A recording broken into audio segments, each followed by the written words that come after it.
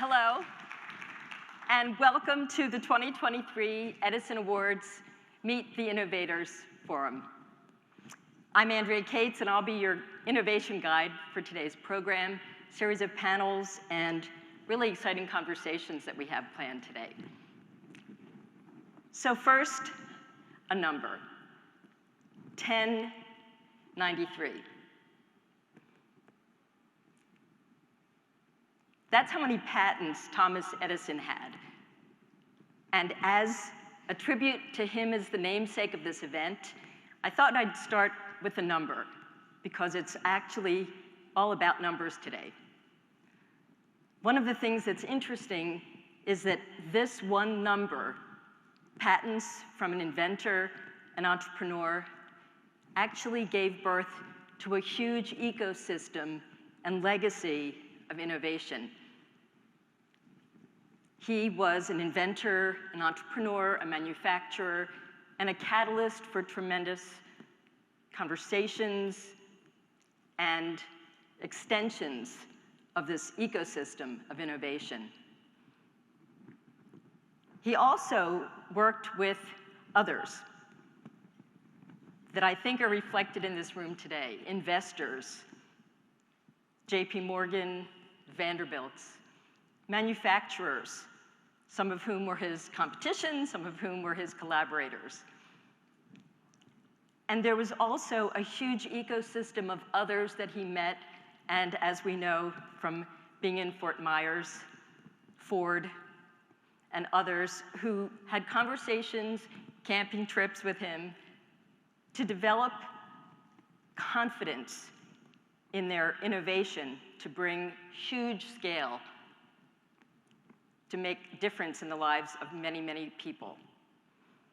And so we in the Edison community, as scientists and engineers and researchers and business leaders and community leaders and catalysts and innovators all together, will have a chance today to talk about infrastructure, ecosystems, and how we together can create a collective impact based on how we talk to each other, what we learn, and the conversations from today. Because ultimately, it takes an entire ecosystem to bring forward innovation at scale. Whether we envision something big or work with others cross-industry to expand, some of us will help to build, whether it's prototypes or experiments. We'll validate our assumptions. And then we'll have a chance to engage internally in our organizations, as well as in an extended ecosystem, so that we can activate. We can take these innovative ideas and really bring them to life so they can get to next. These ecosystems, of course, can be people we know in today's stakeholder groups, our value chains, our supply chains. They can also be people in an extended community. Last night I had really inspiring conversations with innovators as young as 14 and 15 years old, and people with huge amounts of experience. Talked to people in the community who are first responders and people who are bringing business all over every day. And so what would it be like to create together in this Edison community an ecosystem of purpose where we think of some of the challenges that we hear about today and apply them Monday morning to our own lives? We'd like to thank the city of Fort Myers, which was, as we know, the winter home of Thomas Edison. We'd also like to thank all of the sponsors of the 2023 Edison Awards. And you have made it possible for us to have a great day ahead. We'll start the program with an interview featuring Pat Gelsinger, CEO of Intel, who is the winner, one of the winners of the 2023 Edison Achievement Award. Then we'll have a chance to meet the 2023 Lewis Latimer Fellows, followed by a couple of panels. One is on human infrastructure, and the other is on economic development. After lunch, we'll welcome the Young Edison Challenge winners And we'll also have a couple of panels. A panel that is on leading sustainable business, which is one of the biggest challenges in the world of business today. And throughout the day, we have a chance for you to go to the Innovators Showcase and see all of the exciting inventions and innovations that are on display, and some of the technologies that are really inspiring. And so we'll have chances engineered for you to take time and visit those displays. And we'll wrap up the day with something really important when we can come together and discuss this in breakout sessions. And hopefully these conversations will be something that sparks interest in what we can do about what we've learned together and the new friendships and relationships that we've created. Because the key to this whole program is community. We'll be using Slido as our polling mechanism to get feedback from everyone throughout the day, and we will also use it if throughout the day you have questions for the panel. Please use this polling QR code to submit questions, and we'll be able to address them throughout the panel.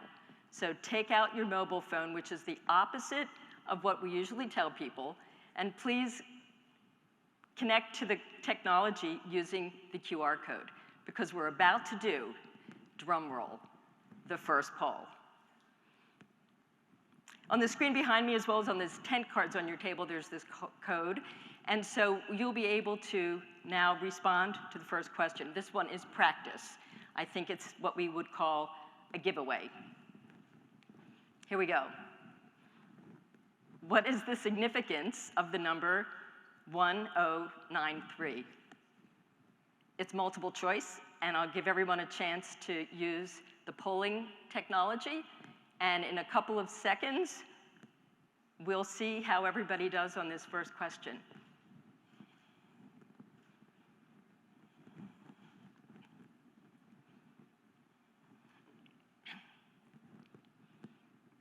I'll give you about another 5 seconds. Okay, let's see how we did. Amazing. The number of patents acquired by Thomas Edison, which is exactly correct. The good news is, for the 3% of the people who said that it was the year of the Grand Prince of Kiev's death, you're also correct. That is also true. And for people who said it's a prime number, thank you. It is a prime number. So for all of the people that knew that, you get a little extra credit. But all 3 answers were correct, and hopefully that is a good way to learn how to do the polls throughout the day. So the next one is a free form. Here we go. You don't have, there are no multiple choices, so you can basically type in whatever you'd like in this one. Where do you call home? You can type in a city, a town, a philosophical concept.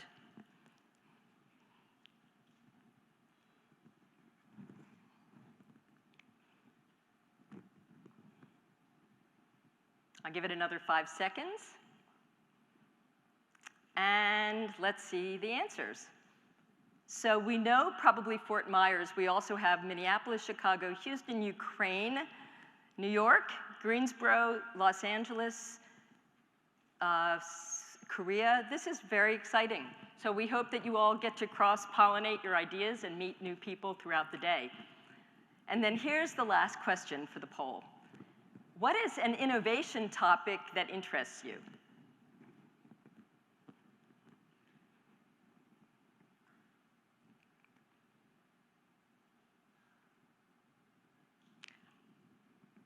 We'll have about another 5 seconds.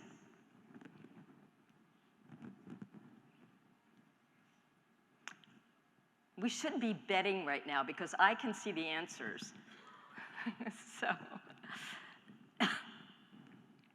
Okay, let's see how we did with this word cloud. Interesting. Sustainability, we'll be covering that in the program for sure. AI, big topic. We'll also be talking about that as a thread throughout the conversations today. Healthcare, you'll see one of the challenge winners who is innovating tremendously in healthcare and also in the Innovators Showcase. And also this notion of artificial intelligence, sustainability in healthcare, as well as all these other topics. That sets the stage for the entire program. So thank you for participating. We'll keep that going throughout the day. And now I'd like to introduce our first session, facilitated by Jennifer Trammell, who is an award-winning multimedia journalist and the host of the Edison Awards podcast, Inspiring Minds. Here to introduce Pat Gelsinger, the CEO of Intel, please welcome Jennifer Trammell.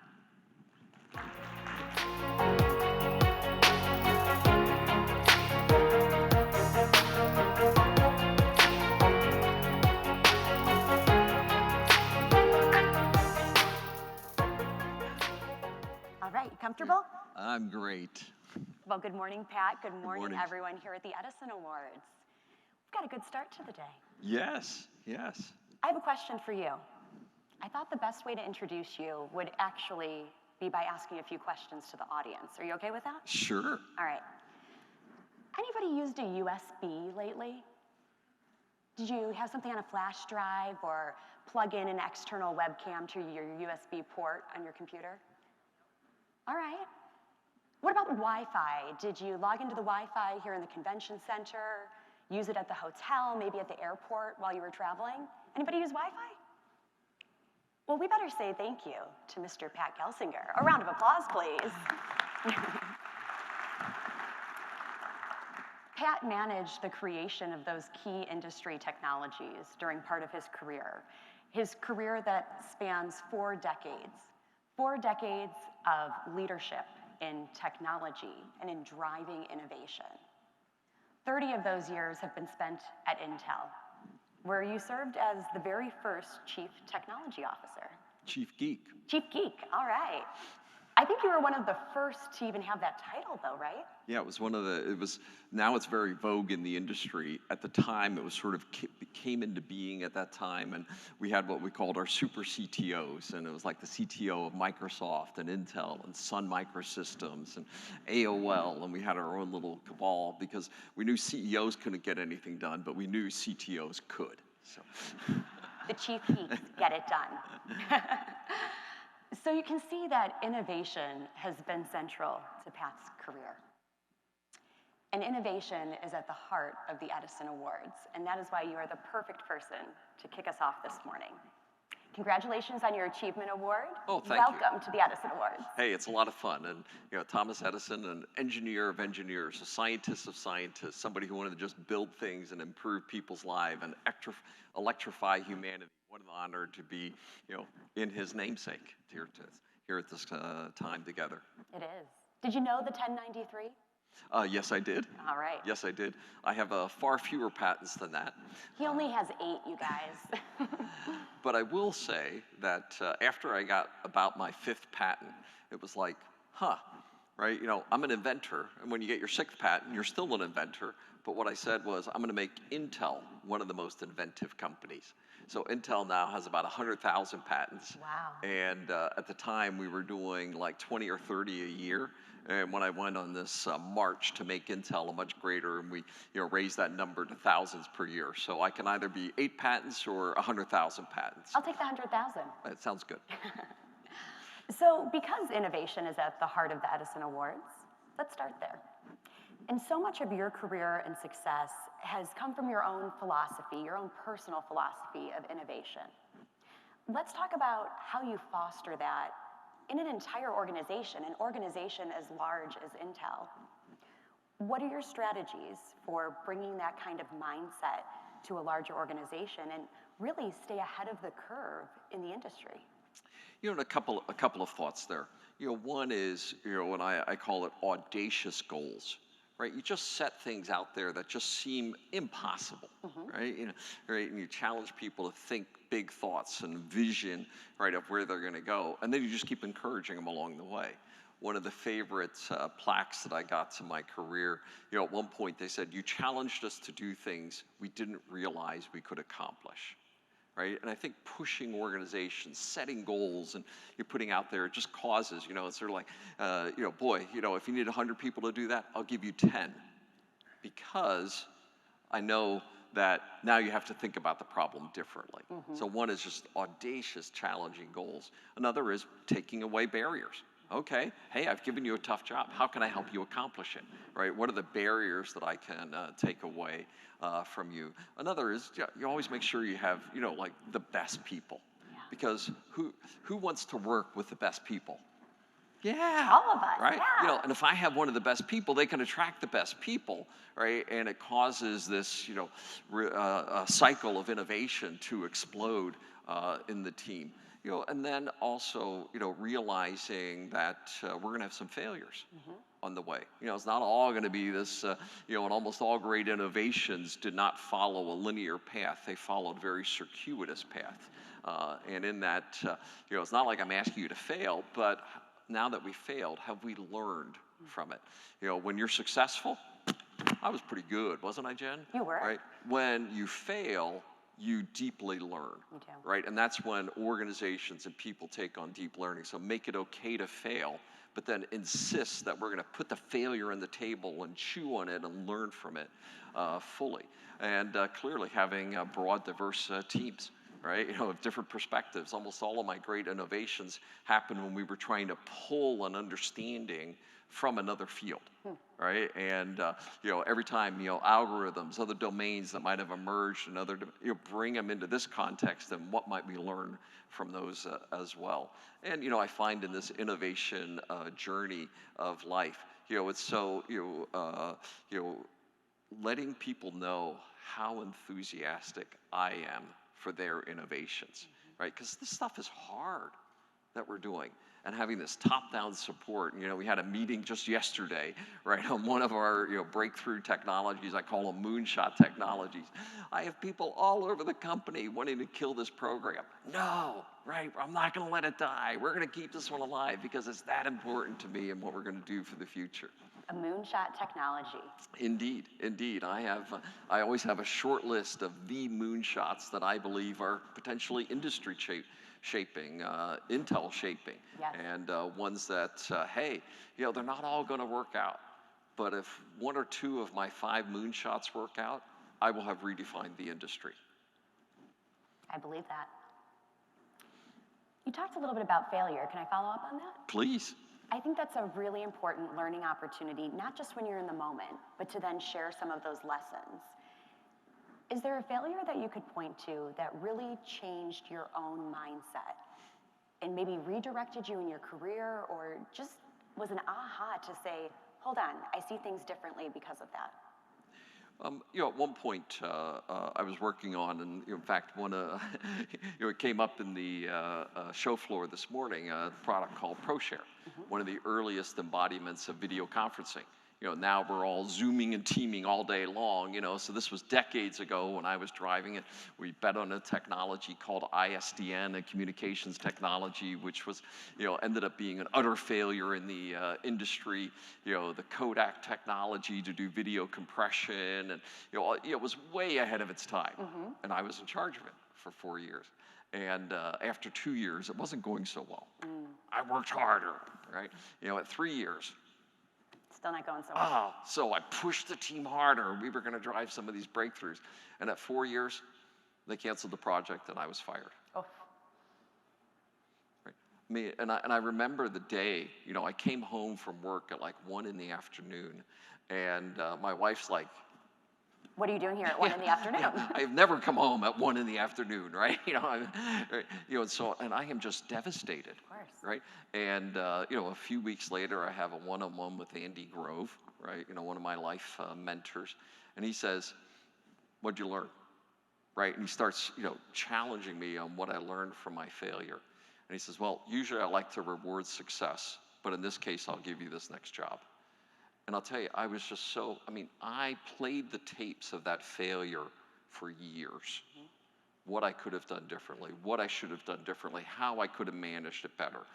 When you're successful, hey, right, this is great. When you fail and you really put it on the table and study it, that's when you grow.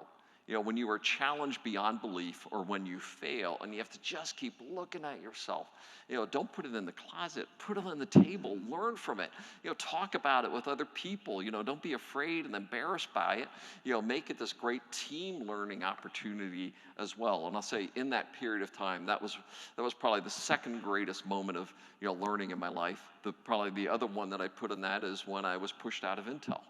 After 30 years, I wanted to be CEO. I was pushed out of the company. Another moment that I was just like, oh, my dream is dead. I wanted to run the company, and now I'm being pushed aside. And those are the areas where you go through great personal learning, right? Great humility as well, right? And then you're ready to come back. Okay, I'm now better. I can do a better job in the next phase. Failure, the greatest opportunity for growth and learning. So will everyone commit, when you have a failure like this, we're going to put it on the table, not tuck it away in the closet? It is hard. It is hard because all of your natural instincts, oh, I'm so embarrassed. You want to retreat. Yeah. But if you put it out there, talk about it, learn from it, everybody benefits from your failure if you do that. Do you think those two instances really put you on the path to sitting here in this role that you have today? Oh, absolutely. Absolutely. And there's probably, when Andy Grove selected me to be his mentee, I'd say that was a career-defining moment. Yes. Right? I'm a 21-year-old, precocious, arrogant kid, and, Andy is picking me to mentor. And then those two experiences, I wouldn't be the leader I was today without those three events in my career. And every one of us, career is this circuitous, crazy, wonderful journey of life. And all of a sudden you find yourself in roles and you say, wow, life has prepared me so that I'm in this situation and given the opportunity to be a leader of many. I have 120,000 people now that I'm their CEO. And every day I want to show up into the workplace being the best CEO for my 120,000 people in my industry. You mentioned moonshot projects, 5 of them. You don't necessarily have to tell us about those if you're not ready. But looking ahead, what are the key investments that Intel's making in 2023? And I define that we're in the era of what I call the 5 superpowers. Okay, tell me about 5 superpowers. Right, 5 superpowers. One is everything is becoming a computer. Since the 4004, you now have computers and light bulbs, thermostats, and not just your pocket and your personal computer. Everyone and everything is becoming connected, right? We now have, 60% of humanity is now connected. By 2030, 90% of humanity will have a persistent connection. But everything is becoming connected, right? My chairs, my furniture, my smart rings, everyone and everything is becoming connected. We now have infrastructure at scale with cloud and edge computing, right? Where I can spin up a supercomputer to run my application. Number 4 is my devices can sense everything, right? In the future, my glasses, I'll look and, and they'll say, oh, that's Jen. Right, and I'll get it. I wear hearing aids. I'm a disabled individual now, but my glasses will see Jen. They will tell my hearing aid, this is the last time I saw Jen in Florida, and ask her how her degree went when she finished it. Right? Thank you. I'm going to be enhanced as a result of my deficiencies in the future. We can sense everything, where we are, who we are, hear better, see better. My autonomous vehicle that we're working on with our Mobileye division, I have 2 eyeballs when I'm driving. I'm now putting 17 sensors on the car.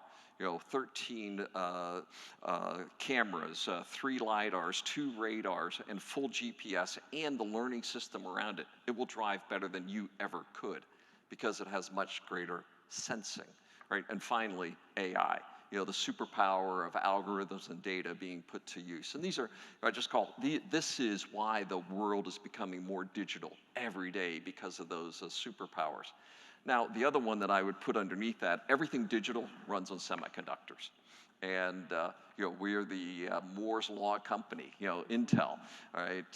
Gordon Moore, Andy Grove, Robert Noyce, the co-inventor of the integrated circuit. And in that heritage, I say, until the periodic table is exhausted, Moore's law ain't done, right? You know, we're going to keep bending physics every day to find ways to bring more and more transistors, more and more computing power. You know, I happen to bring a little prop. Oh, let's see. Yeah, you know, here's, this is our next generation server chip that we were just talking about, Granite Rapids, Intel 3 nanometer technology, about 50 billion transistors on this. You know, this is the 8486 that I was the architect of, right? My little lapel The perfect pin lapel pin. Yes, indeed. Don't you have a 8486 lapel pin? Oh, you're just not very fashionable. Sorry about that. But this was 1.2 million transistors. This is 50 billion transistors, and by the end of the decade, we believe we will have 1 trillion transistors on a single package. You know, we are the company that's going to keep innovating and driving that miniaturization of everything. And those are some of the things that we are uniquely investing in: the physics, the science, the lithography, you know, the AI algorithms, the computing infrastructure that enables that digitization of every aspect of humanity. And it isn't just that I want to digitize it, it's to improve the lives of every person on the planet through the power of technology. You're doing it. Also, on the note of investment, you were just in DC talking about the CHIPS Act and bringing more of that production here to the US. What do Intel's plans like that look like? Yes, well, as a Columbus, Ohio resident, you know, and you know, it's one of the things as I came back as CEO in 1990, 80% of semiconductor manufacturing was in U.S. and Europe. Okay, 1990. In 2020, 80% of semiconductor manufacturing is in Asia. What happened? Right? You know, Congress never voted to get rid of this ugly, dirty industry. But the Congress of Taiwan, Korea, and China voted to get this industry. And they have, through industrial policy, been incenting the manufacturing of semiconductors as one of the core technologies of humanity to migrate to Asia. 30 years later, it's in Asia. And we are uniquely dependent now, you know, upon this in geopolitically sensitive and unstable areas of the world. And it's becoming more and more critical, right? As I like to say, oil reserves have defined geopolitics for the last 50 years. The technology supply chains are more important for the next 50 years. So let's build them where we want them, right? And, you know, let's create resilient supply chains for the world. And, you know, this has become a huge march for me, for Intel, and for the semiconductor industry.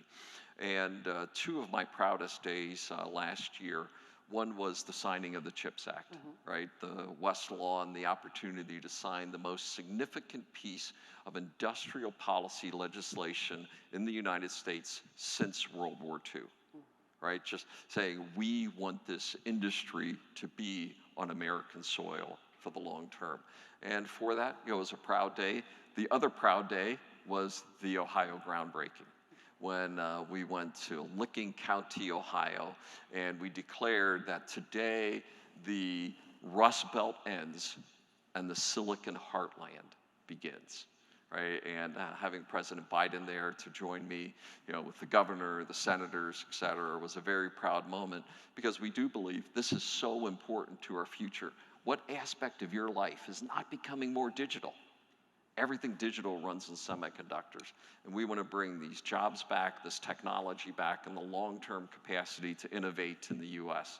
So yesterday I was at Commerce and reviewing our proposal against the CHIPS Act funding for the Ohio projects, the Arizona project, and Oregon project, and New Mexico project that we want to, you know, accelerate as a result of the CHIPS Act passage.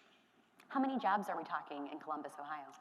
Well, the first phase of it is about 7,000 construction jobs that will occur. And, you know, if you drive past the site today, you know, 2 weeks ago, we poured the first concrete in Ohio. You know, it's a very proud moment. You know, pouring concrete may not seem that important, but, you know, in a project this big, it's a big deal, right? The first concrete going into the ground. And it'll be about 3,000 jobs on the manufacturing side as we bring that up for the first phase of the project.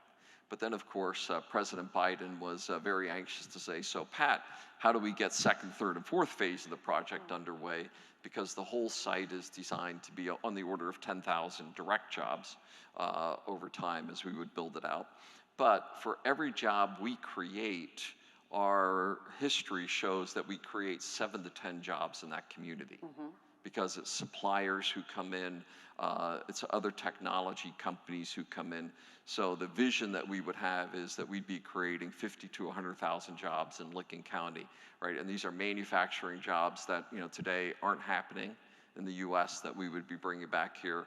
You know, this is a big deal. And we're already seeing the impact in the greater area with house building, with, you know, what does this mean for schools as an influx of people come?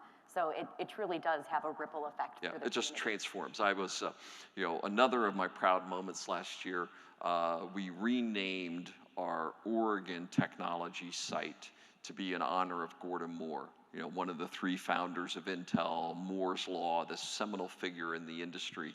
He just passed away about a month ago. A very sad moment for me, you know, as I've mentored and known him for 40 years. But we renamed the site in his honor, the Moore Technology Development Center. And the governor and senators of Oregon gave me a plaque at the time that showed a picture of the site before we started. It was a little farmhouse, and the picture of the site today, with over 60 billion of invested capital at the location and the 60 other companies that surround the site location as well. This is foundational, and it becomes a magnet for innovation, investment, and other companies in the technology industry to emerge around. And then, of course, we need policemen, we need school teachers, we need shopkeepers. You know, all of that just mushrooms as a result, right, of these foundational investments. Transformative. You talked a little bit about globalization. Let's spend some more time there, especially as we think about these ongoing geopolitical tensions between the US and China. So considering that, tell us more about how you see the tech industry evolving and what this means not only for your company, but really the industry as a whole. And you know, as I think about it, this is America, you know, this open, innovative, chaotic, democratic society. You know, we've had this opportunity to just continue to lead in technology innovation. Right, and today, I mean, various estimates, and you know, here we are at the Edison Awards. You know, various estimates have shown, but over the last decade, that something in the order of half of all economic growth in the U.S. as a result of the technology industry.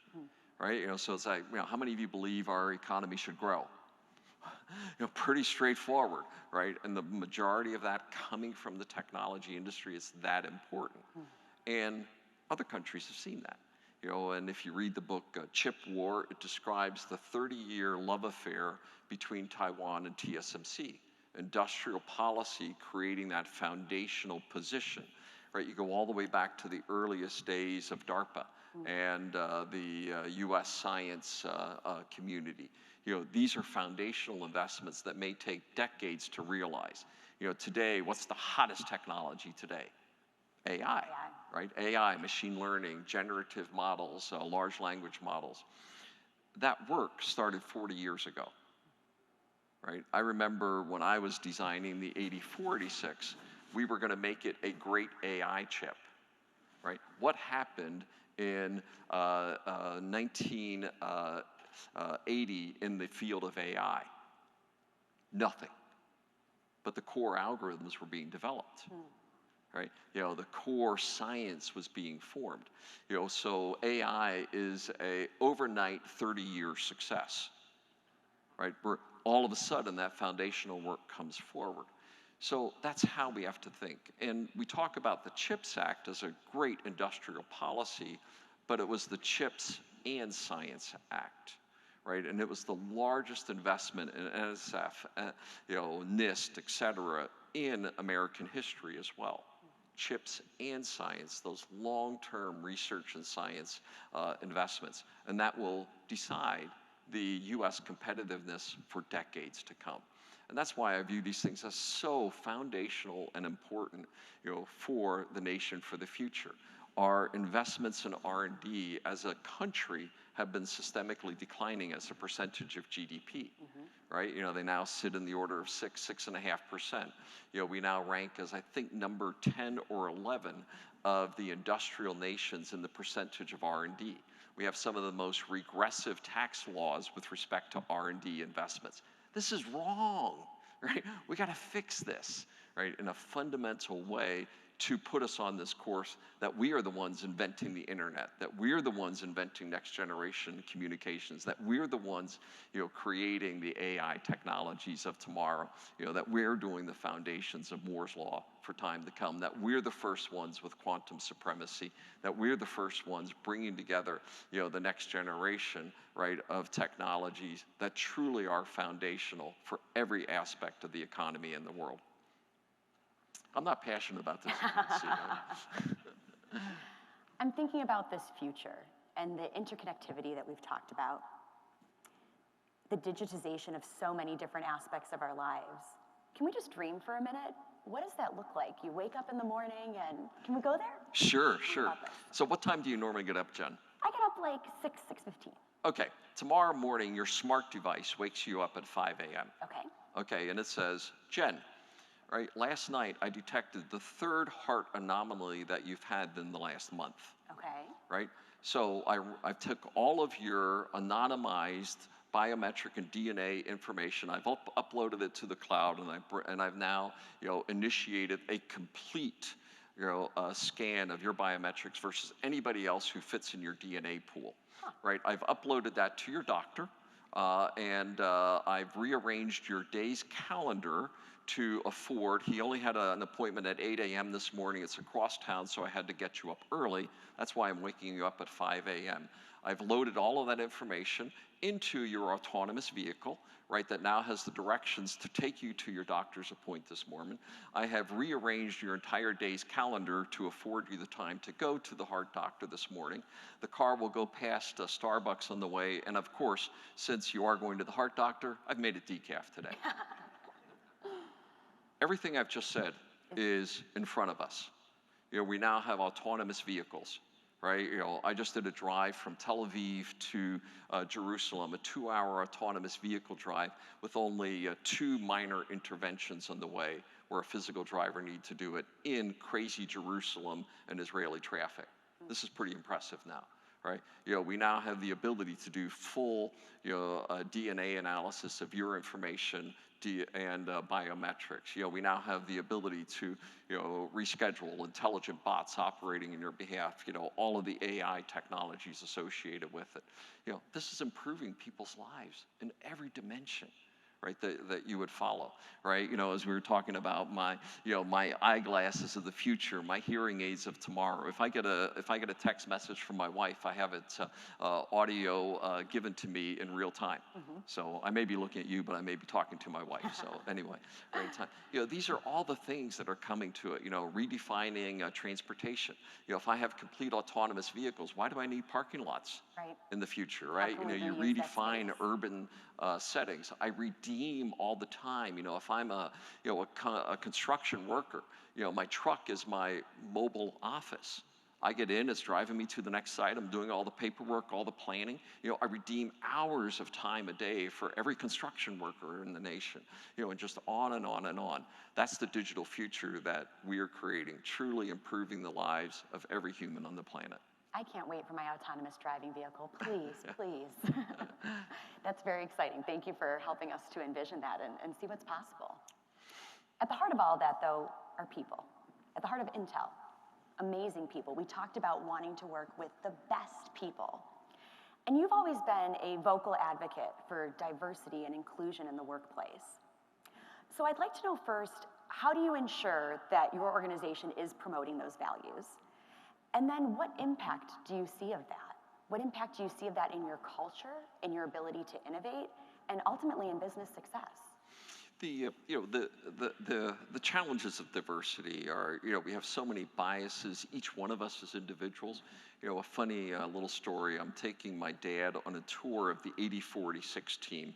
And this is, I'm a young engineer, this is like 83, 84. And, I introduced him to Kit from Vietnam. to Long from China, to Eric from France, and from Yuval from Israel.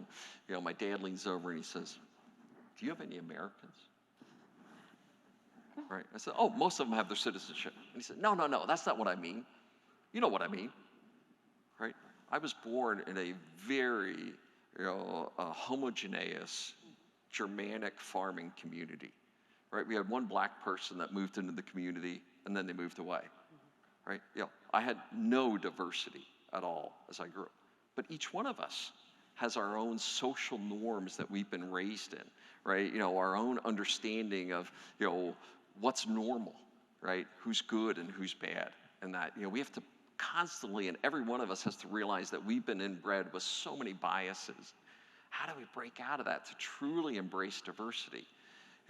One of the areas that I've been most focused on through my career is senior technical females, right? The tech industry is hideous in this regard. I remember I was in charge of the Intel Fellow, and that's the highest rank of technology achievement. And we got our first woman to be a fellow. I was so excited, and then she resigned. Right, it's just these long, slow progressions. And, today the technology industry is about 25% female.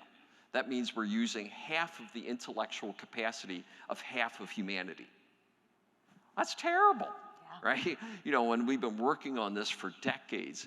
And as a leader, you just have to be so committed that we're just going to keep working on it, right? What's the promotion rate? What's our hiring rate? What's our retention rate? Okay, that's not good enough. Go back and do it again, right? If our salary increases for our technical females aren't equal to the male ones, okay, we're not good. Go fix it, right? I don't accept that, and you get the chance to redo your budgeting this year because I'm not going to tolerate that. What are you doing to fix your retention rates? What are we doing to make the mentoring programs better? You just got to be so, darn persistent, right, on demanding that this becomes the case. Also as a leader, I'm a strong Christian. I talk about it all the time, right? But as I present my Christianity in the workplace, I then say, and what do you believe? Right? And I have to make it okay for, this week is the end of Ramadan, right? Boy, I have to celebrate Ramadan. Right? And we have to we have to make it okay for people to bring their whole selves into the workplace, to respect and honor the traditions, the holidays of others, even if you don't understand them. Even if you're like that one black guy that came into the neighborhood and seemed different, right? Because in the differences is where the greatest innovation occurs, right? It is a business opportunity to say, I want the most creative workforce. Right? And in knowing those differences, they bring different perspectives. It was like the first version of the iWatch. It didn't have any female designers on the team, and totally missed the menstrual cycle, right, in this design. Bad design, do it over again, right, and get more diversity in the design team, right? And, to me, that is this great opportunity that we have to truly unleash the innovative capacity of every person as they come into the workplace.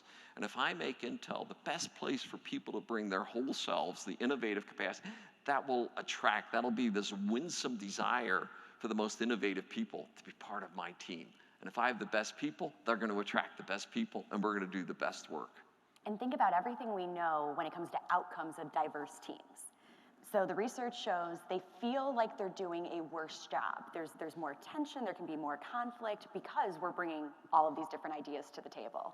But the outcomes are significantly better. And you're seeing proof of that at Intel. Yeah, we call that Grovian. We yell at each other a lot. We argue about data, and we get better results. We do. Let's take a little trip down memory lane in our last segment here. Looking over your impressive career in the tech industry, I want to know what you think are some of your most significant achievements. And then I'm hoping that you'll help all of us. What are those key lessons that you've learned along the way that you think could make a difference as we grow our own careers and keep driving innovation? So, one of them that I most proud of was the 486. I was a young engineer. I'm 23 years old, and I resigned from Intel to go finish my Ph.D. at Stanford. And Andy Grove comes to me, and Andy was this tough guy. I said, mentoring with Andy Grove was like going to the dentist and not getting Novocaine. Blunt, tough, hard, but he made you better. So I had resigned, going to finish my Ph.D. under John Hennessy, who became the president of Stanford University, another great man in my life. And he said, you can go there and learn in the simulator, or you can stay here and fly the jet. And he made me the design manager of the 8046 at 23 years old, the most important chip project in the industry, right? And not a single person on the design team was younger than me. I'm the youngest person, and I'm in charge. What an audacious, why did he do that, right? They're like good, experienced people. But those crazy opportunities are the ones that you get to grow and learn and, everything in, and it became the best chip in the industry. And we were so, in the team, and we had a team of, it became almost 200 people working on the design team. In 4 years, we had 3 people leave the design team. It was just like, we were gonna win. You were in it together. Oh my gosh, we'd play baseball together, and we had, summer parties together, and we like lived in this, and as hard as we were working, we sort of did live together, right, as well. So that was one of the great, I'll say, moments in my life, and just this idea of incredible goals, building strong teams, just every day challenging each other, extraordinary experience. USB was clearly one, and when my granddaughter plugs in her USB stick, thank you, Papa. Right, and this idea of creating ease of use, and obviously the other recipient, Johnny Ive here, he is much more of an industrial engineer, and he has the consumer gene that I never received, just fabulous, but this idea of creating technologies that truly are just easy, simple, right? It's like so intuitive, right? That people immediately say, okay, I know how to take advantage of it. And before them, they seemed impossible. After them, they become mundane and boring, right? And then until you make the next thing. Yeah, it's like, how many of you could imagine not having USB, right? Wi-Fi, right? And today all of us think about Wi-Fi. It's like, oh, of course, Wi-Fi. Where's my Wi-Fi, right? Of course, right? Well, Wi-Fi was anything but assumed at the time. It was an international standards battle, right, between a China proposal and a US proposal and a European proposal. I was at the center of the Wi-Fi standardization battles, because often it's not the technology itself, it's getting the standardization and acceptance of it. I argued for the reallocation of the spectrum that became the basis of the Wi-Fi 5 gig spectrum, and we had to rip that out of the hands of the UHF TV channels. So now we had the TV industry hating us. We had the military industry hating us, because of course they should own all spectrum because they're the US military. And we had the communications industry hating us because they of course should be the only ones who get spectrum.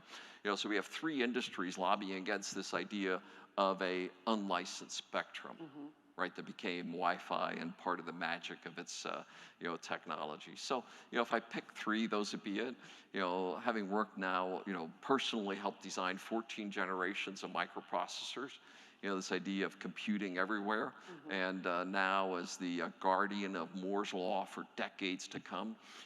People say Moore's Law is dead, and when people say that to me, it makes my blood curdle. Right? Until the periodic table is exhausted, we're not done. We're going to keep bending physics and finding new materials and new physics structures at the fundamental level. And probably one more long shot one is, I think we're going to be the first ones to create a usable quantum supremacy environment. A fundamental new computing mechanism. Everything else has been digital, for 50 years. Right, but being the first to demonstrate quantum effects at scale, I think that could be the biggest breakthrough of the post-2030 timeframe. So those are a few of my favorites. Those are a few pretty amazing achievements. All right, Pat, what can we take away from that? What are some of those lessons that you've learned just about being a person, about being a leader? Well, one of the things is, I call it a career map. Okay. Everybody should have mentors. We talked about Andy Grove and his role in my life. Everyone should have audacious goals, right?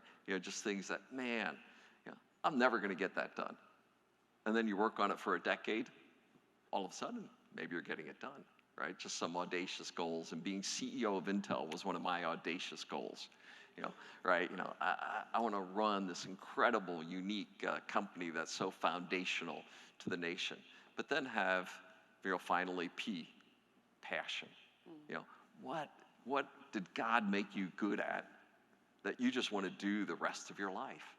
Right? And that, if you're working in your passions and purpose, the days are short, right? The energy is high. You can't burn out when you're working in your passion, right? Because you're just driven every moment by it. So find your passion and then just pour yourself into it. So I would encourage each of you to have a career map, mentors who are making you better, audacious goals that seem impossible until they're not. And then finally, live your career in your passions, things that excite you, that make a difference for humanity, and that every day is just short and fulfilling because you're in the place that God wants you to be. And you're coupling that kind of passion for career and work and technology and advancement with an amazing love of family, too. Yeah. And, I have now, early in my career, I was dating this young lady named Linda, and I made clear to her, I said, I'm finishing my bachelor's, master's, Ph.D., probably postdoc work before I dream about matrimony. And I'm going to be CEO of Intel, so. Yeah, I was a pretty crazy guy. And we were dating and so on, and then she came down with endometriosis. And the doctor said, kids now or never. Wow, that changed my worldview overnight. We decided to get married. We decided to start a family right away. So I'm now working full-time, going to school full-time, and having a family full-time. That's pretty crazy. Yeah. We call that the juggling act period of our lives. Well, now I have 4 kids, 8 grandkids, young and healthy. This is just an incredible period of life. And I call it, the juggling act, balancing God, family, and work. How do you make them all fit? And if you're, committed to your family, having, great investment. When we took this job, it was for, Linda and I took the CEO job for Intel. My kids interviewed me before I said yes to the job, right? So now my kids are saying, how are you going to treat mom? How are you going to keep balance? This is an intense assignment. And now my 8 grandkids, life is wonderful. And being able to, be at a place like this, getting recognized like this, this is just as good as it gets.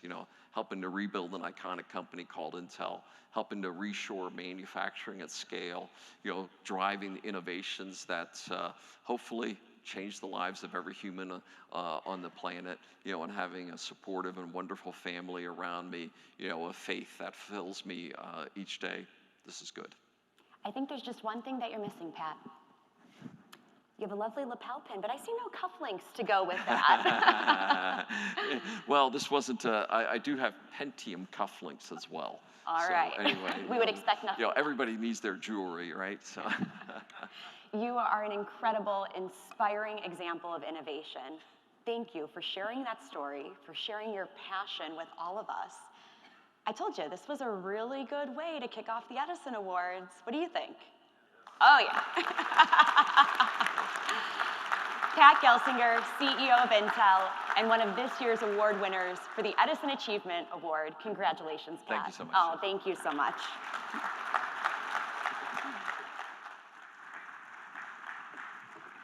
That was great. Thank you. That was really inspiring to think about the personal journey of innovation, leadership, quantum, the future, cybersecurity, geopolitics. It was everything all in one story. So that sets a great tone for our next segment in the program. And now I'd like to welcome the founding leadership of the Lewis Latimer Fellowship Program, Carmichael Robers, Jonathan Cropper, and Frank Bonfilia.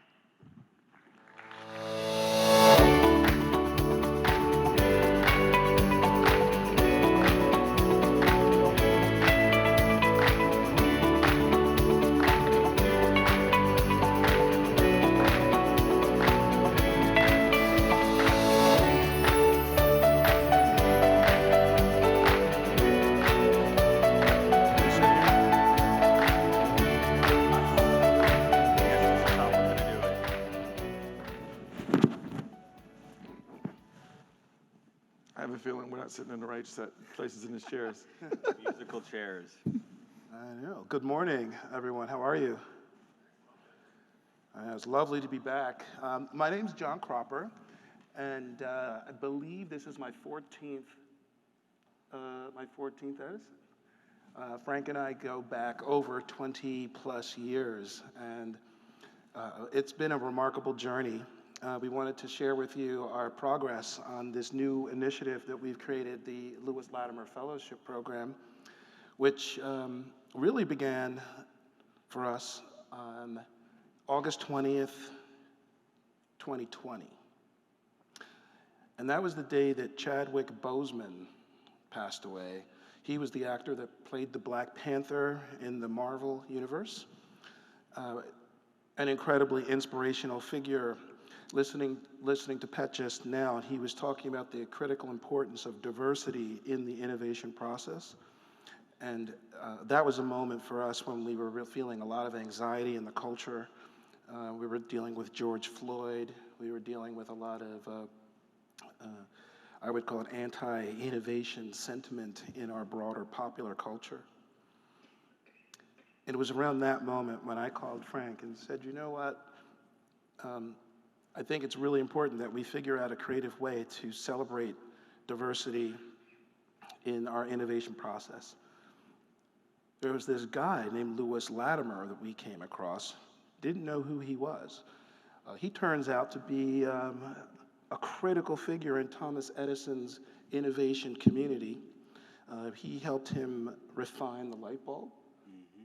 He worked with Alexander Graham Bell, helped him invent the telephone. The man was a painter, a sculptor, a musician. He invented the water closet on the train, the mobile bathroom. A remarkable human, and was married with a wonderful family. I mean, just an incredible, iconic character. We're like, you know what? We need to celebrate this guy.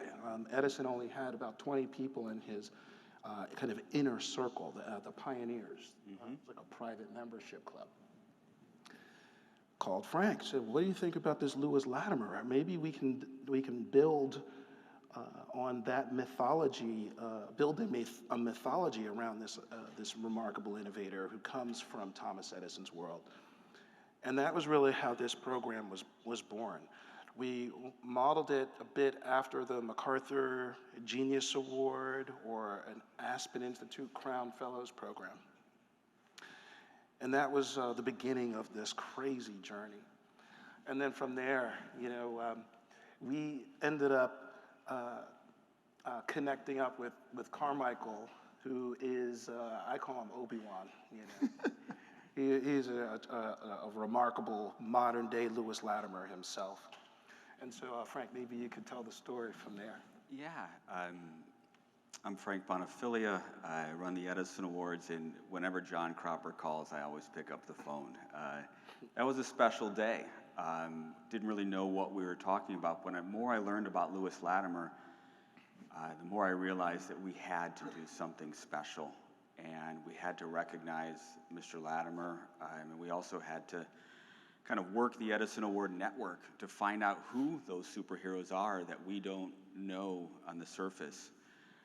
So we activated our network, and we have some friends with MIT, and sent an email off to a bunch of them, and I heard back from Carmichael Robers, who said, I'm not probably the right person for the Latimer Fellowship, but I do mentor hundreds of people, including a lot in the African American space. I'd like to help you because I believe in what you're doing. And I said, John, let's look at Carmichael Robers. We didn't know who he was, but when we really dig down, we realized that Carmichael truly is Lewis Latimer in modern day today. An inspiration, an innovator, a venture capitalist. So the more we got to know Carmichael, the more we realized that he needed to be more than just a partner of ours. He needed to be the 2022 Edison Achievement Award honoree, which is our highest honor. So we continued conversations with Carmichael and allowed us to kind of continue to develop this concept that we're here today to talk with you about. So you can probably tell, and if you can't, hopefully you'll be able to know for sure from here. I mean, that started a friendship with, these two guys are already very good friends. And now the three of us are really good friends. And as an aside, I remember when I applied to college and I had to list who were some of my heroes. And this was at a time when your in-person interview carried a lot of weight.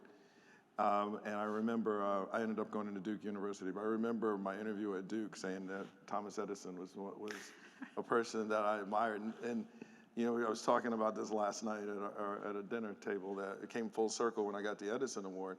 I didn't know who Lewis Latimer was, though. And you know, this was just remarkable to me that he existed in plain sight. You could see him in these pictures.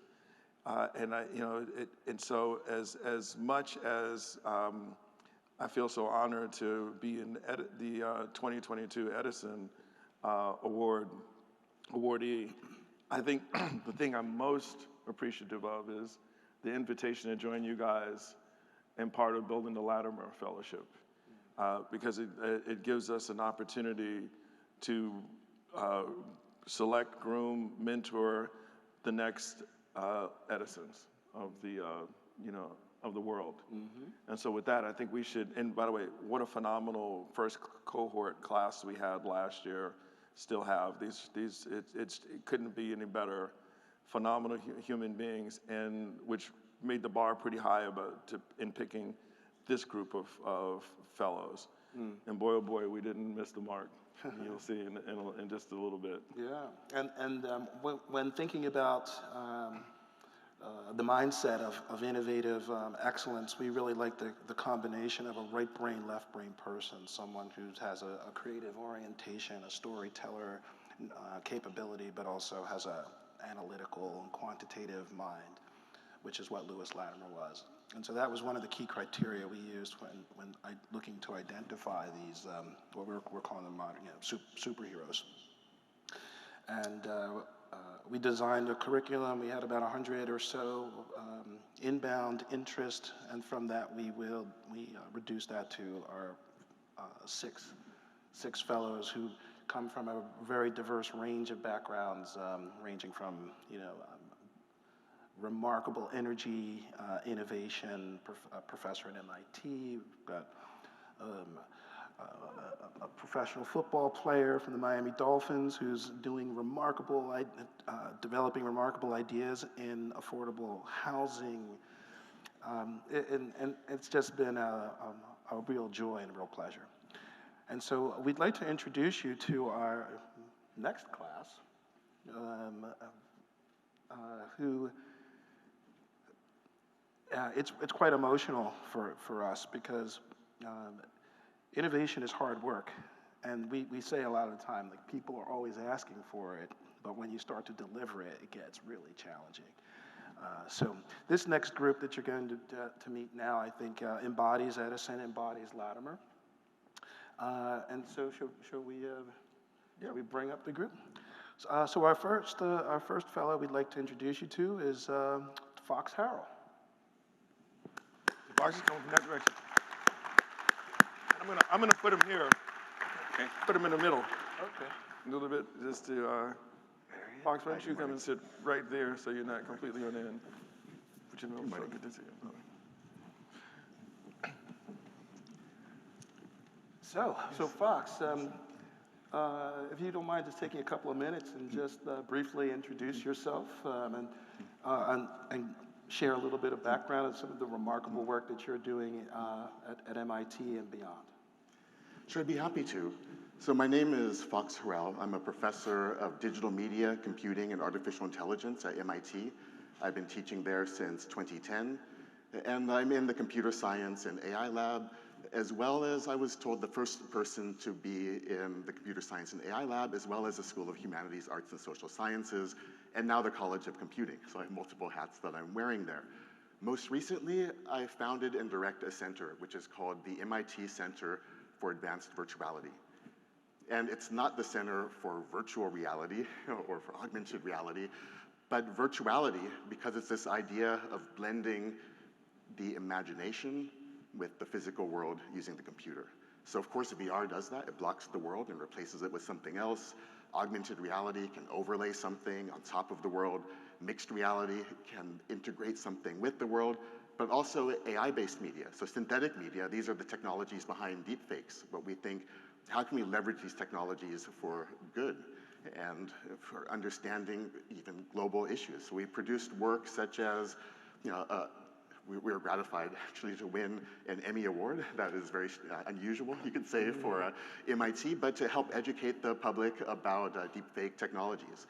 We've done work, I've worked with the War Photojournalist, a VR system that puts you into conversation with combatants from either side of global conflicts in East Congo, with gangs of El Salvador, in Gaza, and the aim is to humanize the other in the face of war. We've done popular culture work, working with the Universal Hip Hop Museum that's opening up in the Bronx, using conversational AI so that if you know nothing about the genre, say you listen to country and western or bluegrass, you can go there and you're interested in even any topic, the role of women in hip hop. You can get a story that tells you about the self-representation of women in hip hop with a soundtrack that includes hip hop music with samples from country and western and bluegrass. So we've done a range of different types of work that integrate AI technologies, immersive media, and video gaming technologies, and similar aims, always for the social good. And I'll finally just say that includes modeling sexism in the workplace. That includes modeling racism in the classroom. I already mentioned global conflict, and these kind of areas that are really some of the kind of crucial challenges of our time. Very exciting. And this guy is, he's, if you like Google him, you see things pop up like he makes films. I mean, can you imagine, like, he runs a big center on one of the most cutting edge topics in the world at arguably the university for such technology at MIT. And Fox is making films and doing some really interesting stuff for the youth as well. Mm-hmm. So. Yeah, and when we think about the design of the program, we're building a bespoke curriculum for each one of these fellows, and so the purpose of this discussion is to introduce you to these brilliant minds, and think about how there might be an opportunity to intersect or to collaborate. And everyone will be here throughout the next day or so, and very much look forward to building conversation and discussion around these various subjects. Right, I mean, if I can say, a part of this opportunity is because we could keep on publishing in the major venues and doing the kind of work that we are doing. One of the things Carmichael mentioned to me was, outside of all of this work, I had a chance to this was really a labor of love for a game that I played when I was a kid. This is Dungeons and Dragons. But to create work for the first Dungeons and Dragons adventure, module book, and so forth, that was entirely based in diverse cultures globally. And so I said, this is going to reach a huge number of people, and agreed to do it. In my research work, we've been thinking about computationally supported role play to understand the perspectives of others. I thought this is an opportunity to reach a huge range of people through popular media. We were just gratified in that case that this project is a finalist for a Nebula Award, the top award in science fiction and fantasy. But I mention it because it makes me think the technologies that we are producing, the platforms, as well as the content, can really reach the public in the form of innovative forms of video games and immersive media, and spinning out some of our patents and this kind of technologies that we've been producing is really some of the next aims that we have, and one of the reasons that I was really excited to join the Latimer Fellowship Program. Fox, if you allow me to just brag about you just a little bit. First of all, I was telling him he made me look like a hero to my 19-year-old son, who when I told him about Fox, he like lit up because my son is into Dungeons and Dragons and plays a particular role. They call it DM. But the part that I want to brag about is this. Fox said it really quickly that they were finalists for a big award. There's only a handful of finalists for that award. Give a sense of who's one of the finalists that you're competing against. Oh, so we're up against George R.R. Martin, the author of Game of Thrones. He's in the same category. So that's who Fox is against. So, if he wins, it would be great, but even if you don't, that's pretty impressive, man. Thank you. Indeed. Fox, thank you. Thank you Thanks so much. for joining us. Thanks. Pleasure's all mine.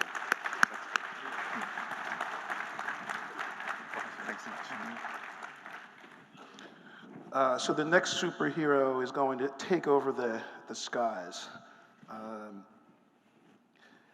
You're going to enjoy this one. Please meet Ian Randall.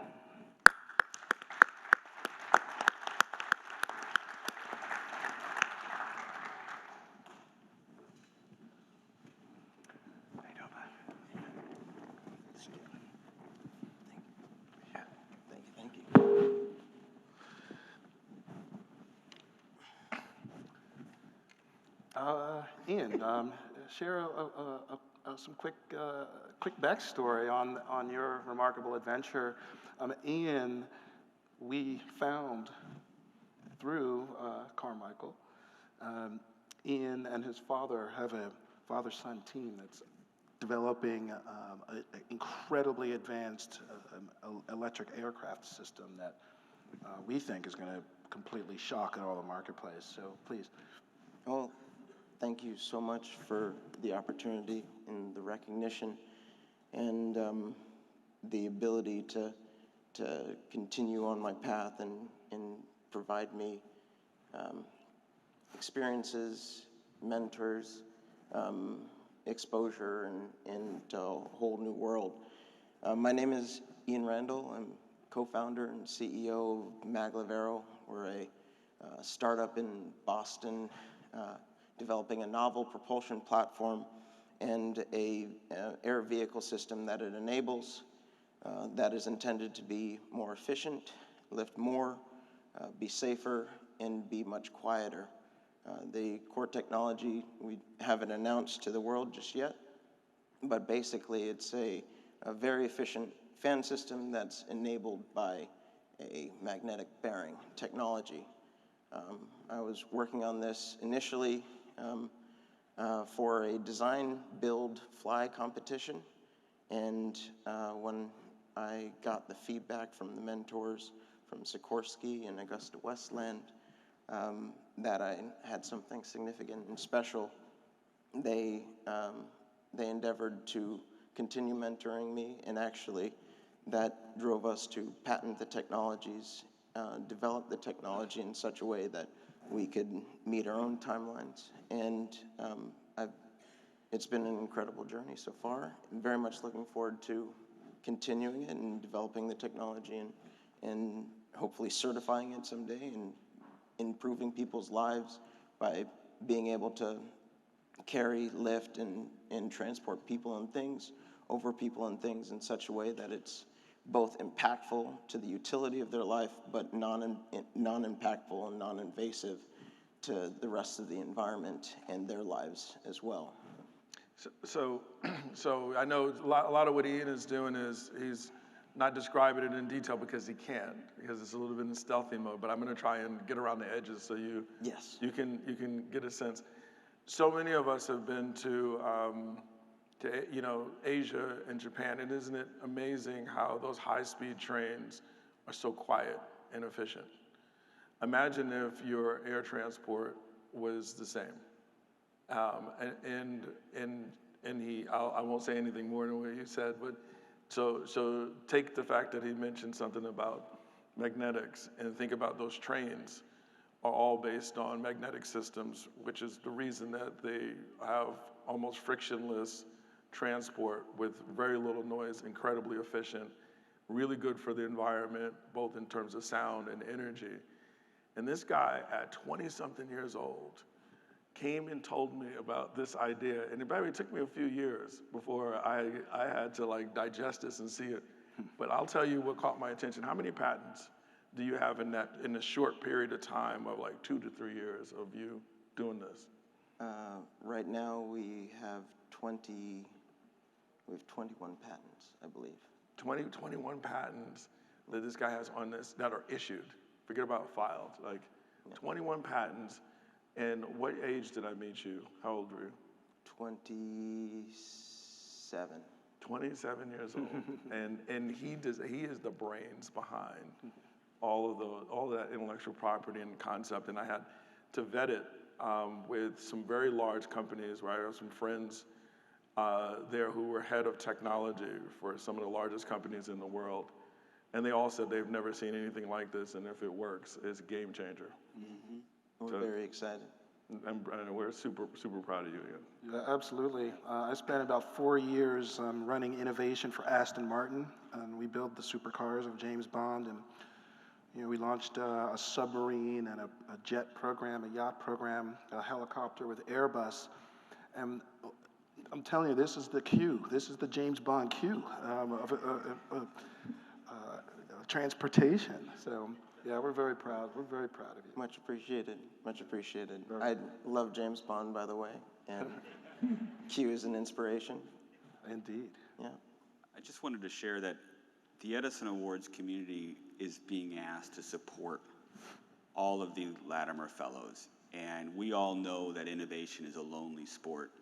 A lot of failures, finding a way. Imagine creating a game-changing solution like what Ian's doing. Yeah. Please be there to support him and the rest of the fellows, as we are one big community. And if we're going to push society forward, we need folks like Ian and the rest of the fellows and everyone in this room to be a strong community. Yeah, much appreciated. I just want to add really quickly that there are certainly lonely moments when you're working on hard things, especially late at night, and you have something due and it needs to work. And that reinforces the grit to get it done.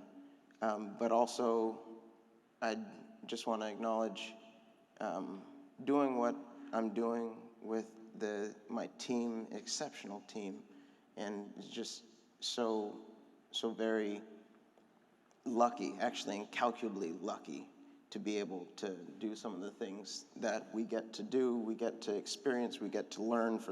In many cases, some of the first time we're extending models, being able to predict phenomenon that nobody's explored because nobody's tried to do what we're doing.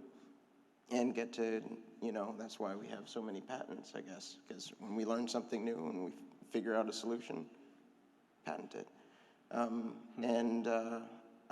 But it takes a village, and it's taken a village. And without tremendous individuals like Carmichael, my family, my father, my mom, my team, my incredible team, it would not be possible. And so I want to appreciate also mentors. Pat mentioned the importance of mentors in your life. I cannot reinforce that enough. It's such an important thing in general, and I think people should find their mentor, and it actually is something that you have to go out and pursue. You have to find your mentors, and you have to build those relationships. Absolutely. Very wise. Ian, thank you, man. Thank we you. can't wait to see how you're going to build the future. Yes. Thank you. Thank you. You see the humility you'll see carry through in these remarkable people, which is incredibly refreshing. Yeah, I think that's a critically important point, is arrogance and hubris doesn't blend well with the innovation process. Our next person is extremely humble, but he's awesome. You'll hear it in a second. We're very passionate about this, the superhero narrative. We also understand deeply that we need the innovation community to be good storytellers. It's amazing how often we see amazing ideas, brilliant ideas, but the story around them isn't articulated well and with grace and elegance. And so we wanted to bring some fellows into our community that also are remarkable storytellers. And our next one is certainly one of those. Please meet Shamik Moore.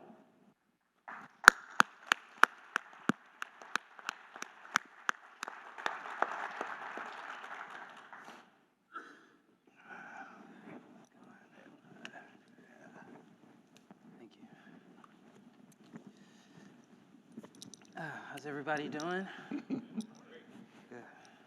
So Shamik is a musician, a storyteller, an actor, but he's also building a community designed to empower people of color through an economic development platform that we think is absolutely mind-bending. But Shamik, maybe you can just give us a little bit of background about yourself. Also, one of the key highlights, I don't know how many of you have seen the animated feature, the Spideyverse, Spider-Man, the Spideyverse. Okay, we got some Spidey people in the house. Some Spidey crew. Spidey crew in the house. So Shamik is the voice of Spider-Man. That's an international icon. You know, I think of that as biotech. You know, he was in essence genetically mutated by a spider and so on. So please, Shamik, give us a little bit of your story. Well, I'm Shamik. I am known as an actor mostly. I do have the opportunity to play Miles Morales, who is our first Afro-Latino Spider-Man. And I've had a few opportunities to play some other culturally impactful roles. And, you know, I think my background is just really, I'm very inspired by the idea of God and creation itself, everything that is and isn't, you know, every memory all of us have, all of the experience every human that exists has. I mean, that's real creation itself. And as a creative being, you know, it just goes so much further than movies and music and fashion and et cetera. It's very important to create. And so I started to think about, you know, how to use the impact that the culture, the hip hop culture, through the projects I've been able to play, how do we monetize the impact of our favorite musicians and actors and you know, designers and chefs and et cetera? How do we really do something with that and be able to see it in real life beyond just, you know, the way it's been? And if we could teach the African American community about a financial literacy, I think it'll do a lot for reparations and healing and progressiveness for all of humanity. I think I don't really believe in helicopter money. I believe in my mom always told me, teach a man how to fish, don't just give him fish, you know? And I think if we could see, if we're gonna listen to our favorite albums, we're gonna buy our clothes, we're gonna go to the restaurants we like, we're gonna see our favorite movies anyway, you know, we should be able to get something back from the artist that we love that has the impact on our lives and see it in real life. You know, affordable housing, transportation, food, and et cetera, education. I think we could really, we could really monetize the impact that the culture has. And I'm so honored, coming back to Spider-Man, I mean, I feel like I have a lot of parallels. You know, there's a spider that came from a different dimension, because the Spider-Man I grew up on was Peter Parker. So there's a spider that came from a different dimension. He bites this African-American Latino kid from Brooklyn, and this kid becomes Spider-Man and has to like take that leap of faith, you know. And for me, I know so many talented, you know, kids that I grew up with, you know, and I was chosen to, you know, play in these projects and to be at the Edison Awards, and to meet Cropper and Frank and Carmichael. I mean, you know, that sounds like a spider bit me, you know. So that's pretty much, that's a little bit of my background and a little bit of where my heart is at. Purposeful impact is very important to me. And if you don't mind me, again, just to give you guys a sense, because I'm going to bring something to light. Shamik, one of the reasons we love you, how old are you? I'm 27. He's 27 years old. We ended up in this conversation where he talked about not believing in helicopter money and figuring out how to teach financial literacy. He walked us through his goals for his career, which is to try and create financial models that channels money back into communities that are paying for the goods, services, and so forth, to kind of recycle and to teach. And that was his dream, to kind of build his career in that fashion, not just build his career, which is the mind-bending part, to hear a 27-year-old about to, you know, take off. I don't know if he's got other contracts already in place with that role that he's got, but yet this is what he's focused on in his innovation side, to bring that into, and to be a leader, he told us, which is pretty amazing, and we couldn't ask for more to try to help you be successful. Absolutely. Yeah. Thank you, Shamik. We're so happy to have you. Yes, thank you. Yeah. Happy to be here. Yeah, appreciate you. First time. Thank you.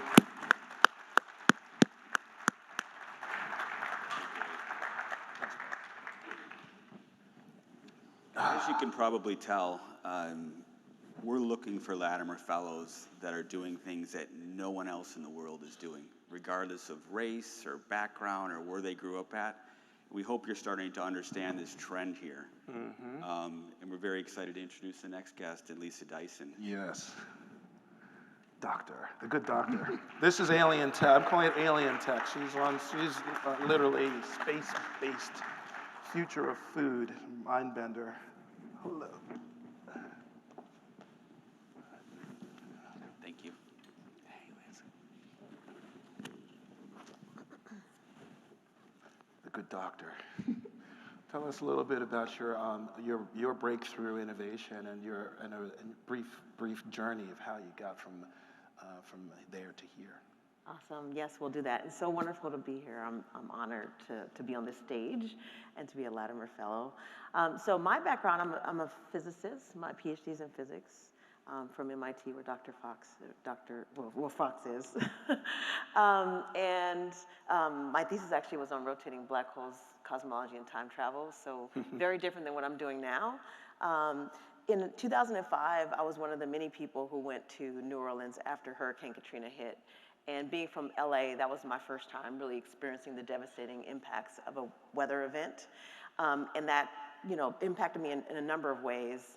But fast forward to the future, one of the things that it got me thinking about was just climate science, and just how climate scientists have been continuously telling us that there's going to be more intense weather events, and they're going to be more frequent.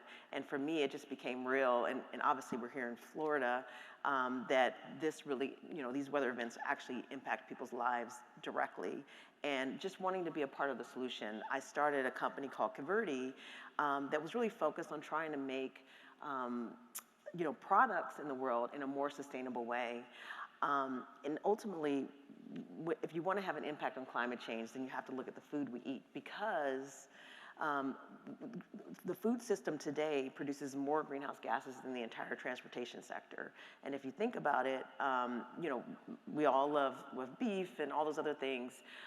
If right now the technology, I'll call it, to make a steak takes 2 years, and it has the greenhouse gas footprint of a car.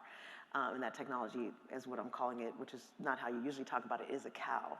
And so the question is, how can we make protein, how can we make, you know, food in a way that doesn't take so long, doesn't require a lot of land, doesn't emit a lot of greenhouse gases? So If you want to have an impact and do something quite different, then you have to figure out how to think about outside of the box. And what better way to think outside of the box than to think outside the planet?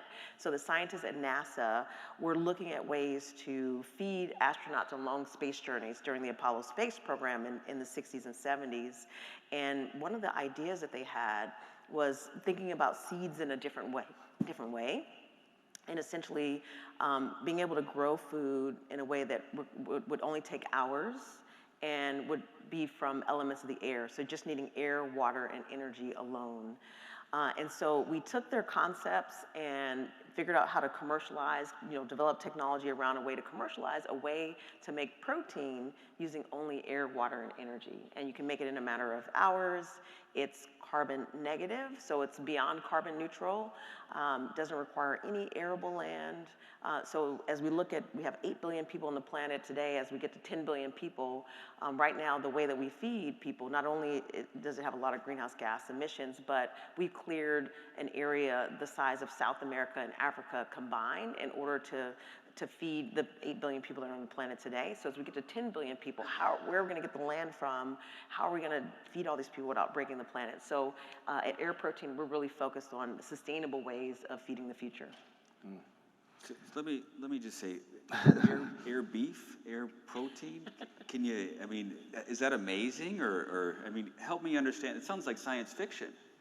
Well, we stand on the shoulders of giants. It's based on work done by NASA scientists, where you really have to figure out, there's no Costco on the way to Mars. There's no, you don't have like amazing amounts of farmland like in Brazil or, rainforests and all that other stuff. So they had to figure out ways or think of ways to feed astronauts on long space journeys. And so we're just leveraging some of those initial concepts that they had and turning it into something that could make food more sustainable here on Earth. What can the Edison Award community do to support Lisa Dyson and Air Protein? That's a great question. So we'll be launching soon. I'm not announcing the date yet. We just brought our facility online in San Leandro, California. We took a former Kellogg Pop-Tart facility and turned it into a Future of Protein Innovation Center. We just got GRAS approval, generally regarded as safe, for our ingredient. So a lot of great milestones we just hit, and we'll be launching in market, soon. A few things that are important for us are fundraising. We've raised $107 million to date, but we're going to need to raise more as we continue to scale this technology. Again, it's a new way of making protein, a new way of making food, and it requires manufacturing facilities. And just when the products are available, to come eat them. But as we launch in the marketplace, we're really excited about creating buzz around what we're doing. It has the environmental impact, sustainability. The economics are actually quite favorable, which is one of the main reasons why we're excited about this, because you can do something in a lab or what have you, and yeah, maybe at a small scale, it looks good, but can you scale it so that it could feed the nations? And so the economics of this, we believe it'll be one of the lowest cost protein sources out there in the future. But when we launch, branding and marketing and kind of getting the message out, storytelling, all those things will be important as well. So if there are those in the audience that have launched food products or any products and kind of can give us insight into how to get the message out to consumers, as well as large corporations who would want to incorporate this protein into their products, then would love to talk to you. Incredible. Yeah, indeed. Yeah, I'm telling you, it's alien tech. Lisa, I can't wait to build with you. Thank you. Thank you so much. Thank yes. you.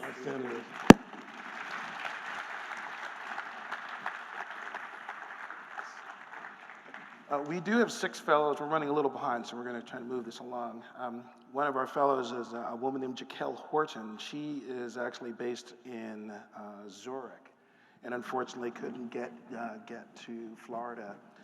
But Jaquel is a veteran of Google, and she also is developing a platform that's designed to accelerate community building and empower creatives to build commerce around their innovations. And so you'll be hearing from her as we move through the year. But last but certainly not least, we'd like to introduce you to our final fellow, Sotan.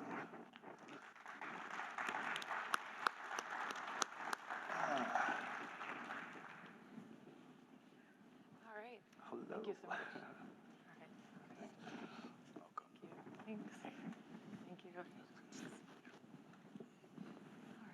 Hello, everyone. All right. Yeah, so please tell us your story.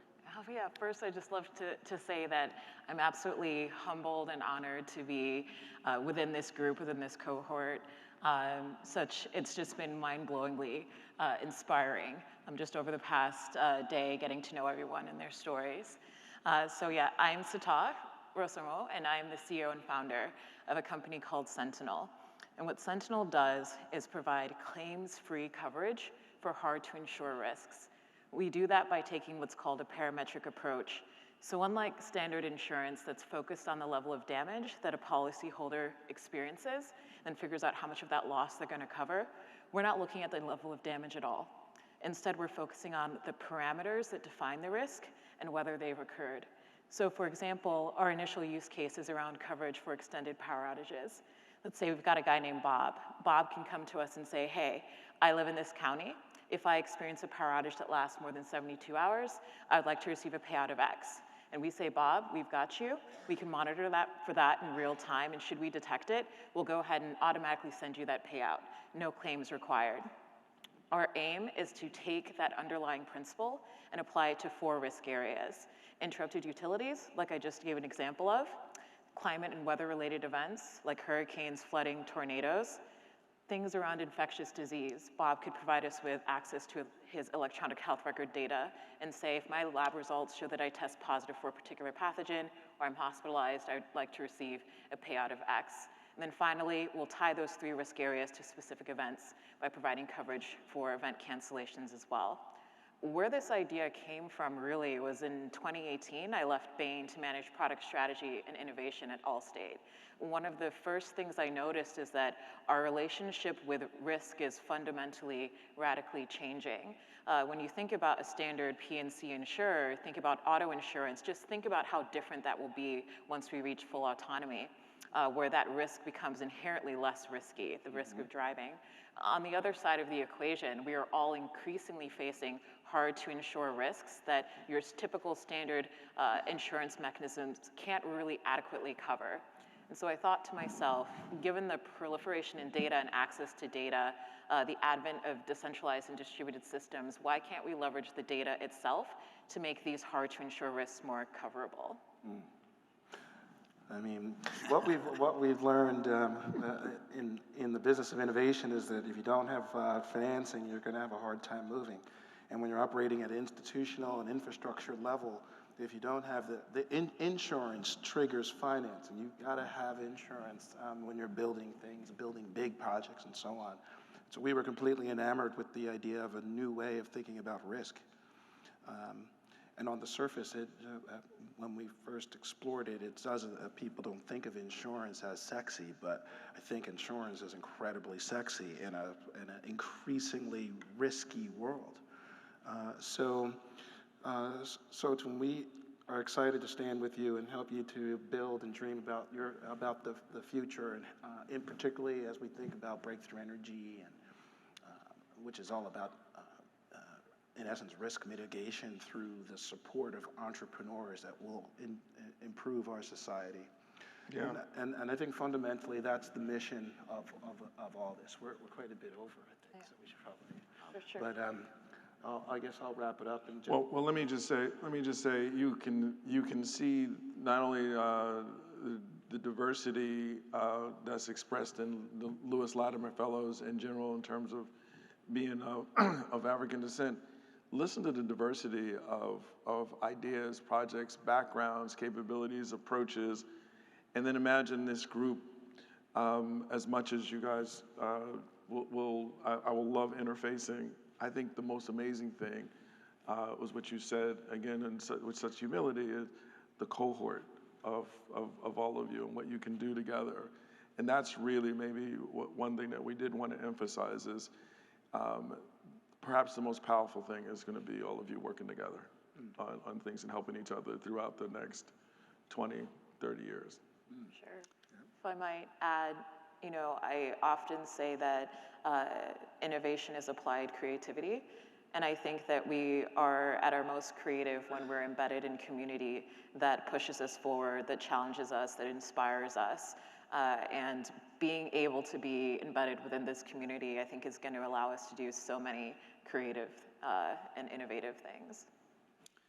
And as we talk about community, that means all of us here together. So please reach out to our fellows and tell your stories and listen to theirs and find synergies where we can all work together to make a better world. Beautiful. Thank you. Sotan, thank you so much. Thank you. And thank you for listening. Thank you. Thanks. We hope you've enjoyed the 2023 Latimer Fellows, and please support them. I'll let you close. Yeah, I think we're good to go here. Right? Yeah. Thank you and congratulations to all the fellows. We're going to take a 15-minute break, grab some coffee, check out the Innovators Showcased, and we'll see you back here in about 15. Thank you. Thank you.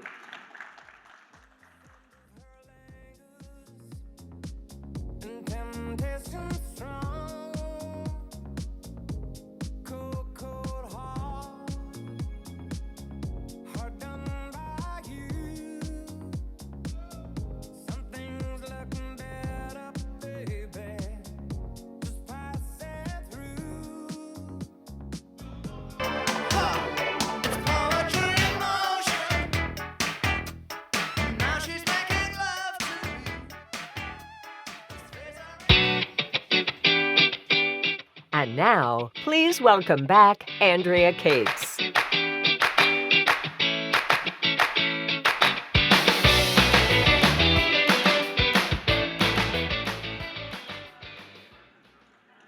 And now, let's welcome to our stage the next group of panelists, Mike Orth, Lucienne Pierce, and Diana Zhao.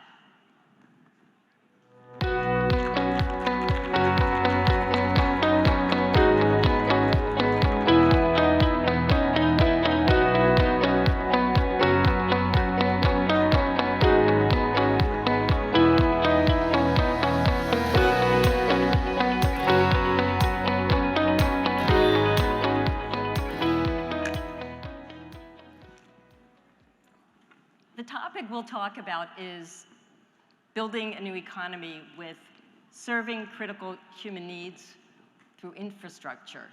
And so the first thing I'd like to do is introduce each of you to give a little bit of background on how we would frame this. Because one of the things that's important to think through is the difference between even the concept of infrastructure today versus in the past. So let me start with Mike. You're with Black & Veatch, and tell us a little bit about framing this, how you've thought about infrastructure in the past, and now your thoughts about what that is like today. Well, thank you. Really excited about being here, and just, the space of infrastructure that we all work in, we all rely upon. Black & Veatch has the opportunity to work with a lot of power industries. We deal with telecommunications, your 5G phones and the connectivity that you have, your drinking water systems, your wastewater systems, and that instantaneous on-demand services that we provide to our customers on a daily basis is a very high expectation for all of us, and it's a huge demand to deliver that type of product day in, day out. But then you have storms, you have all types of things that interrupt the day-in-day service. And how do you develop that reliability into your systems? The infrastructure of the future is going to have to be much more sustainable, resilient, affordable to all communities. And it's just a tremendous journey that we're going to all be on over the next 5 to 10 years as we transform our world. Quick follow-up to that. When you talk about resilience and also sort of old think versus new think, I'm very interested, and we'll want to follow up on this as well.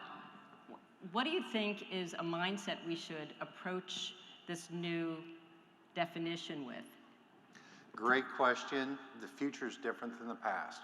The intensities of storms that we're seeing, the flooding that was in Fort Lauderdale last week, is just amazing. You see the 100-year storms that we traditionally design infrastructure for are occurring more frequently with more intensity.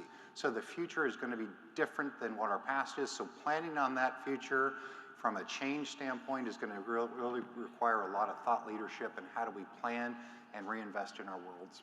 Great, and we'll talk more about also what your role is in some of the really incredible initiatives that Black & Veatch is leading in this whole area. I'll go next to you, Lucienne Pierce, who is with Kitson and Partners at Babcock Ranch, and we've talked about infrastructure from a governmental and public perspective in large company. You're like the last mile. Right? So tell us a little bit about how you experience this concept of infrastructure in your world. Right, thank you, Andrea, and it's a pleasure to be with everyone. Good morning. Really, it's become abundantly clear that infrastructure is really the foundation upon which we build our lives and which we build our economies.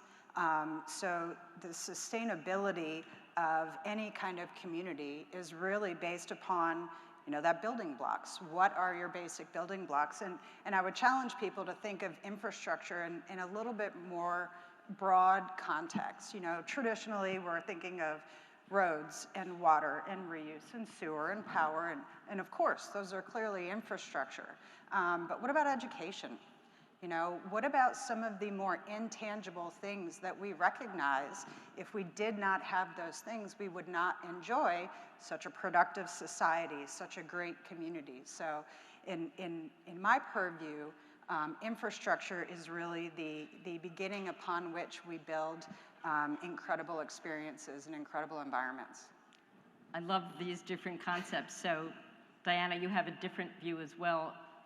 You come to the concept of infrastructure from a personal journey that was pretty interesting. Give us a little bit of your backstory in terms of the work you had done earlier and your path toward where you are now vis-a-vis infrastructure. Yeah, sure. Hi, everyone. It's so great to be here this morning and with such a esteemed panel. I'm really excited to talk about infrastructure. It's been something that I've been thinking about, living and breathing for the last 7 years, and I was previously in my old firm at Virgin Hyperloop, where we were building an incredibly fast transportation project, and I was leading our U.S. and European markets, developing the first Hyperloop projects in those areas. And a big part of that is really just understanding, how do you build faster?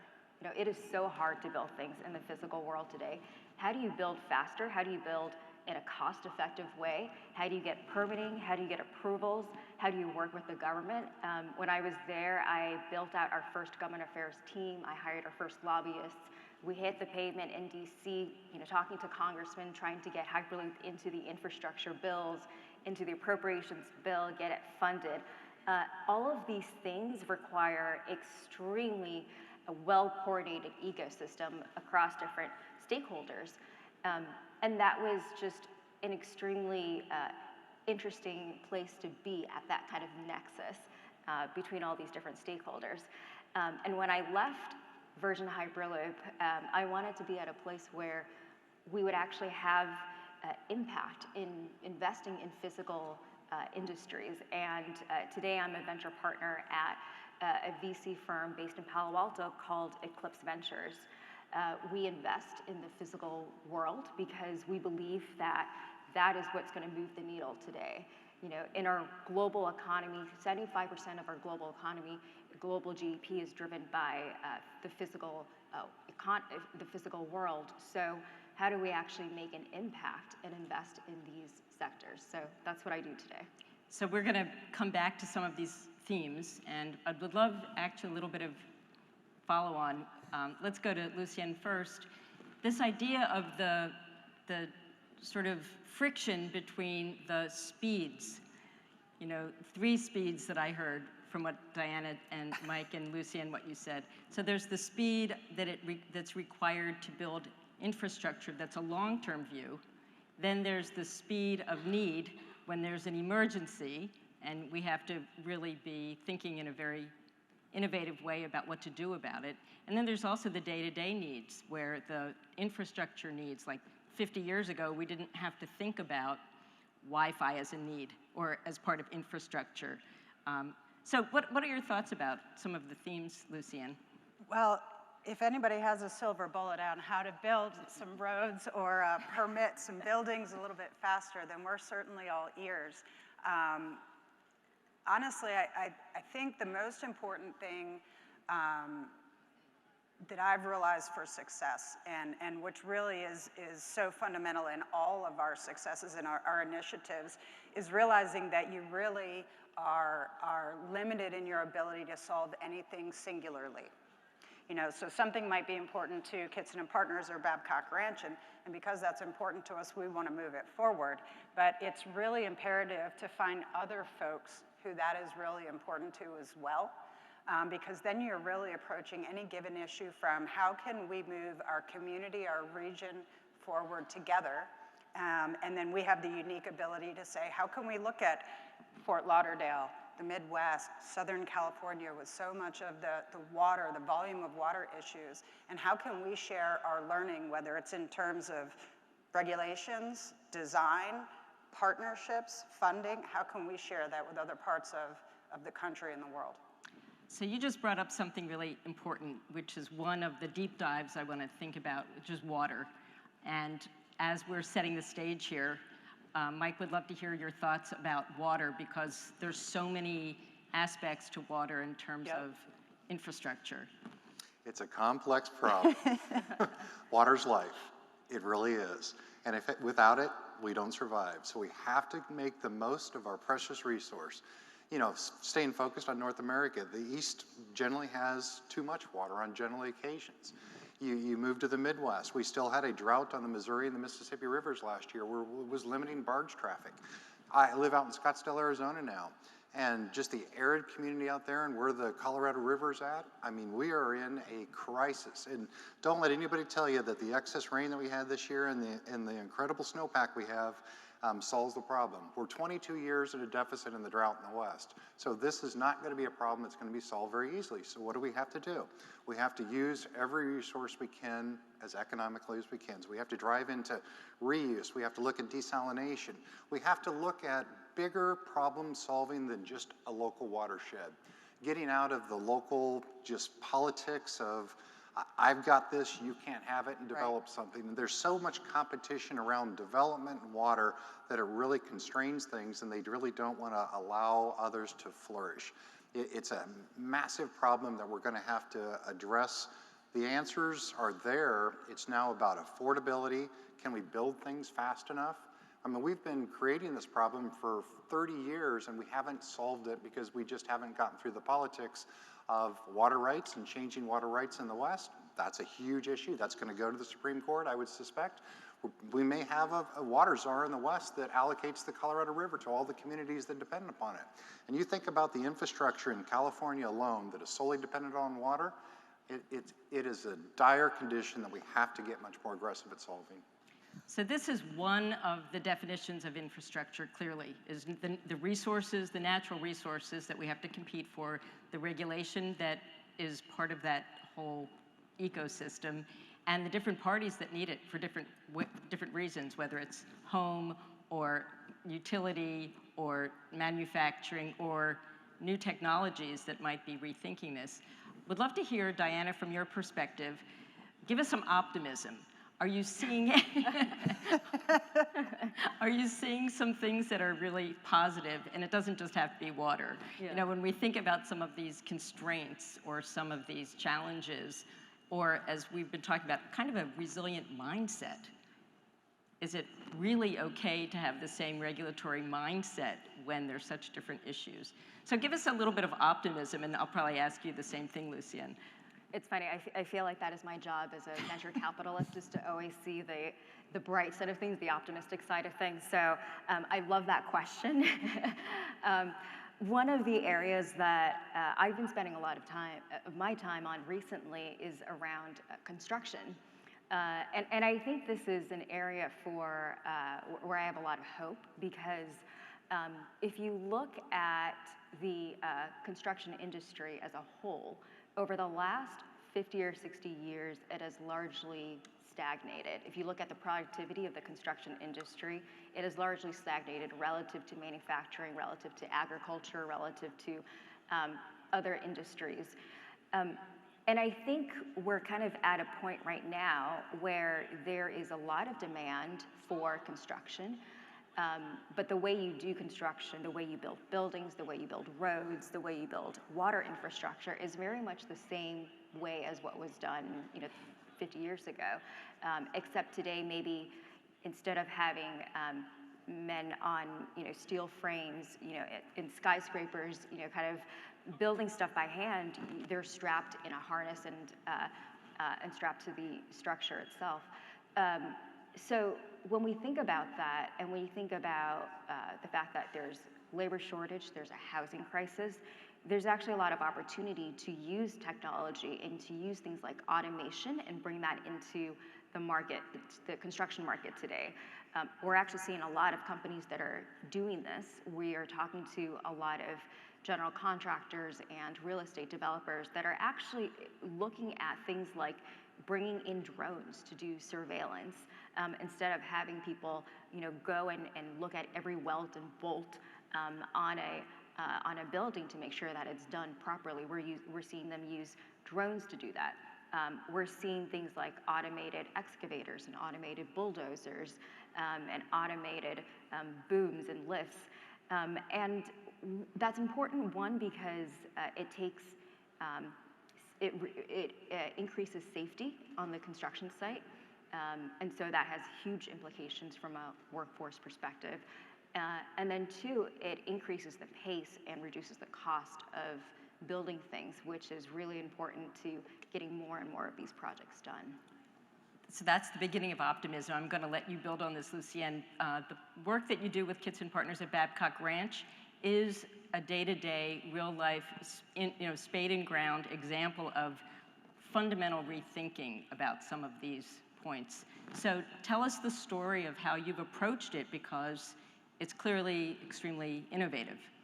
Well, if everybody would like to get comfortable for about the next 8 to 12 hours, I can give you the entire story in depth with plenty of examples. So I'm just going to pick one because I think everybody doesn't have that. But when you really think about what's my role specifically at Kitson and Partners, it comes back to really the title of this, leveraging infrastructure innovation to promote economic growth. What are the ways that we're doing that, and there are so many things to be affected. I want to build off of what Diana was saying about construction.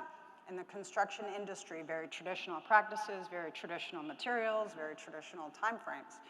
So Kitson and Partners, we're a development firm, and that puts us in a very unique position where we get to ideate about what is this town going to be in the future. So we have 8 core initiatives. We have environment, health, education, energy, technology, transportation, storm safety, recreation. So that's a whole mouthful. What does that all mean? It all comes together, and that is our announcement to the world that those are the things that matter about this town, and the intersection of those is what this town is all about. So we don't build any homes ourselves, but we recognize that the construction of homes is critically important to the success in the future of Babcock Ranch becoming a city. So our approach is we've created this platform of basic core initiatives, critically important topics that are to be addressed. And then we're partnering with our home builder friends to be able to bring that vision to reality. And in order to encourage our partners in the home building industry, we've said we would like to play host to an ideation workshop. We call it Innovation Workshop. We're going on our 2nd round now, and it's really bringing major players in the built environment industry together. Home builders, commercial builders, Black & Veatch, our partners in capital and in the government to say, okay, we recognize that there's a need for more and better. Let's really figure out what that is. So the first innovation workshop really resulted in a conversation around how can major national home builders embrace innovation more and then put it out into the marketplace for consumers to understand, to partake in, and to then make their choices about what they want to see in their homes in the future. So we put the land into the deal. We committed 11 lots, and each of 3 different home builders built innovation homes where they went out. Diana had the pleasure. It was wonderful touring it with you last year. It was amazing. took every innovation that they can find, and we're talking about different types of PVC pipings. We're talking about different ways of treating the wastewater in a home. What are the different soil components, landscaping materials, insulation factors, prop tech? Pile it all into these homes and then open it up to the world. Anybody can come to Babcock Ranch at any given time and tour any of these homes to really see what does it mean to me, LP, and my kids when I'm out there in the world. What does prop tech, a more efficient home, mean, and how can I really adopt that, and how can that be a part of my life? So it's one way we at Kitson and Partners are really looking at this really huge problem, or opportunity is probably a way better way to say it, of everybody needs a place to live, safe, secure, quality structure to live and raise their families in. And how can we be a part of making those even better? So what I'd love to do now is have a very quick poll, because we've talked about a lot of issues related to infrastructure, and we would love to hear from the Edison community some of your thoughts about what challenges in terms of infrastructure are most urgent today. And you'll notice that some of the topics are new, at least to my view, of infrastructure. So take a moment and please weigh in on your opinions.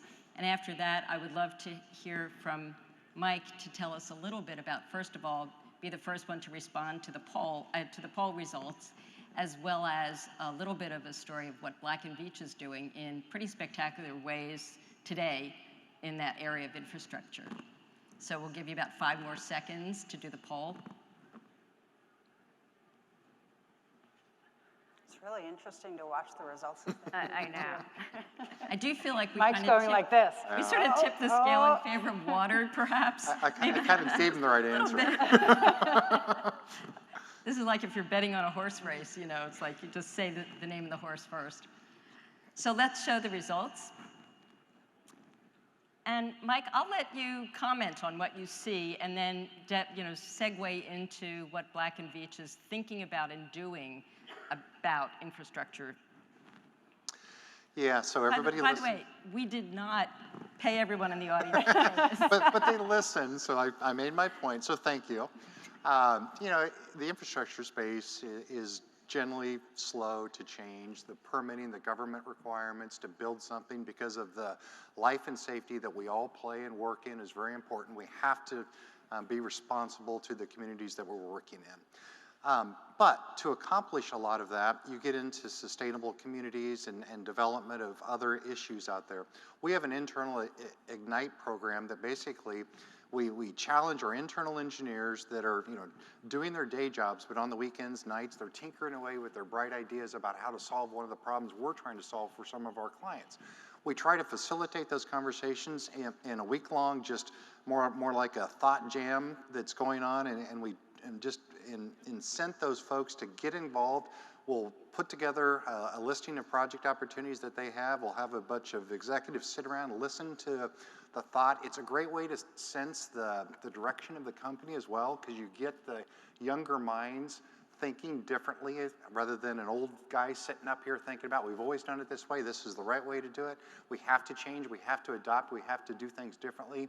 We're going to be doing a lot more work with a lot less people. How do we automate a lot of our design processes from a quality standpoint, from a safety standpoint, from an errors and emissions issue, which the prior group talked a little bit about in the insurance industry, and that is a huge issue that the future and just thinking about how much automation is going to happen in the world is going to impact all of our construction industries, and don't understand how that's all going to play out, but I'm glad she's working on it. But then we'll also take that externally. We're just closing up a program right now where we've had over 100 just solicited invites from the general entrepreneurial community to come in and solve an infrastructure problem. We don't give a lot of direction to them. We ask them, what are their issues? And then we'll go through, again, a short list of opportunities. We'll fund some of them. We'll bring them into our organization, have a cohort class, very much like we're doing here, and then try to educate them, help them sponsor, understand, and then cut them loose and let them continue their journey of entrepreneurship. And it's a great way for a core company that struggles with automation within its sectors but doing it, outside of a funded research area that allows for much more free thinking outside of the core government processes. I love that you have free thinking and core government processes in one sentence. That is probably They don't first. survive very long, but they do. I think that's a first. We like that. And not to be glib, that's actually the whole point, isn't it? Yep. Right. The idea of resilience, as you're describing it, and what Diana was saying about early stage founders and initial technologies that even with your Hyperloop project, you need to have roads. You can't just have technology when you're talking about lives of people and the people. You can't have all this technology without thinking about education and how you bring talent and people and be a magnet for that. And then what you're saying about this notion of being really safe and regulatory, friendly, but also having this fresh mindset. And it's certainly. And one of the big challenges is the transition from the here and now to the future. You still have to provide that level of service. You still have to move people along the corridor safely while you're building, a tunnel boring pit. Still has a surface feature that traffic is going to be impacted by. But once you get underground, you can go pretty much untended. But that transition from now to the future still requires both systems to be in play, and that creates a lot of challenges for you. Really interesting, especially as we've discussed, a lot of these infrastructure systems are already in place, and so there's retrofitting or redoing of all of this. So I'd love to hear your top cool initiative that you're allowed to talk about. But as I'm about to do that, and I'll start with Diana, because I know you have a big announcement that you can finally make. But would love to hear from each of you just a big headline about what you're up to. But also would love to invite the community to ask any questions. So on the polling technology, you're able to ask questions, and we'll save some time at the end to address some of your areas of interest. So Diana, tell us what's hot. Well, thank you for that prompt. The big announcement that you were referring to is just last week we ended up closing a really big fundraise for us. We raised over $1.23 billion across 2 new funds.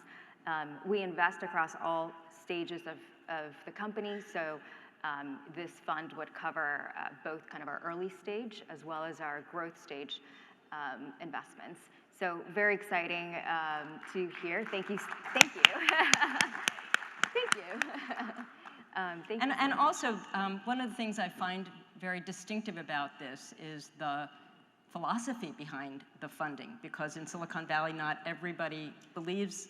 Yes, and that's actually a great point, because for the last 30, 50 years, most of what's been funded by Silicon Valley are SaaS companies, software companies, and we like to say there's this myth around margin. So, a lot of these VCs have invested in SaaS companies because of the very low gross margins, and there's this perception that we don't want to invest in physical industries because we think those are lower margins. Well, actually, if you take a step back and you look at some of the most successful physical industry companies, they have actually really high profit margins. So it's about shifting the conversation from gross margins to looking at overall the profitability of the company.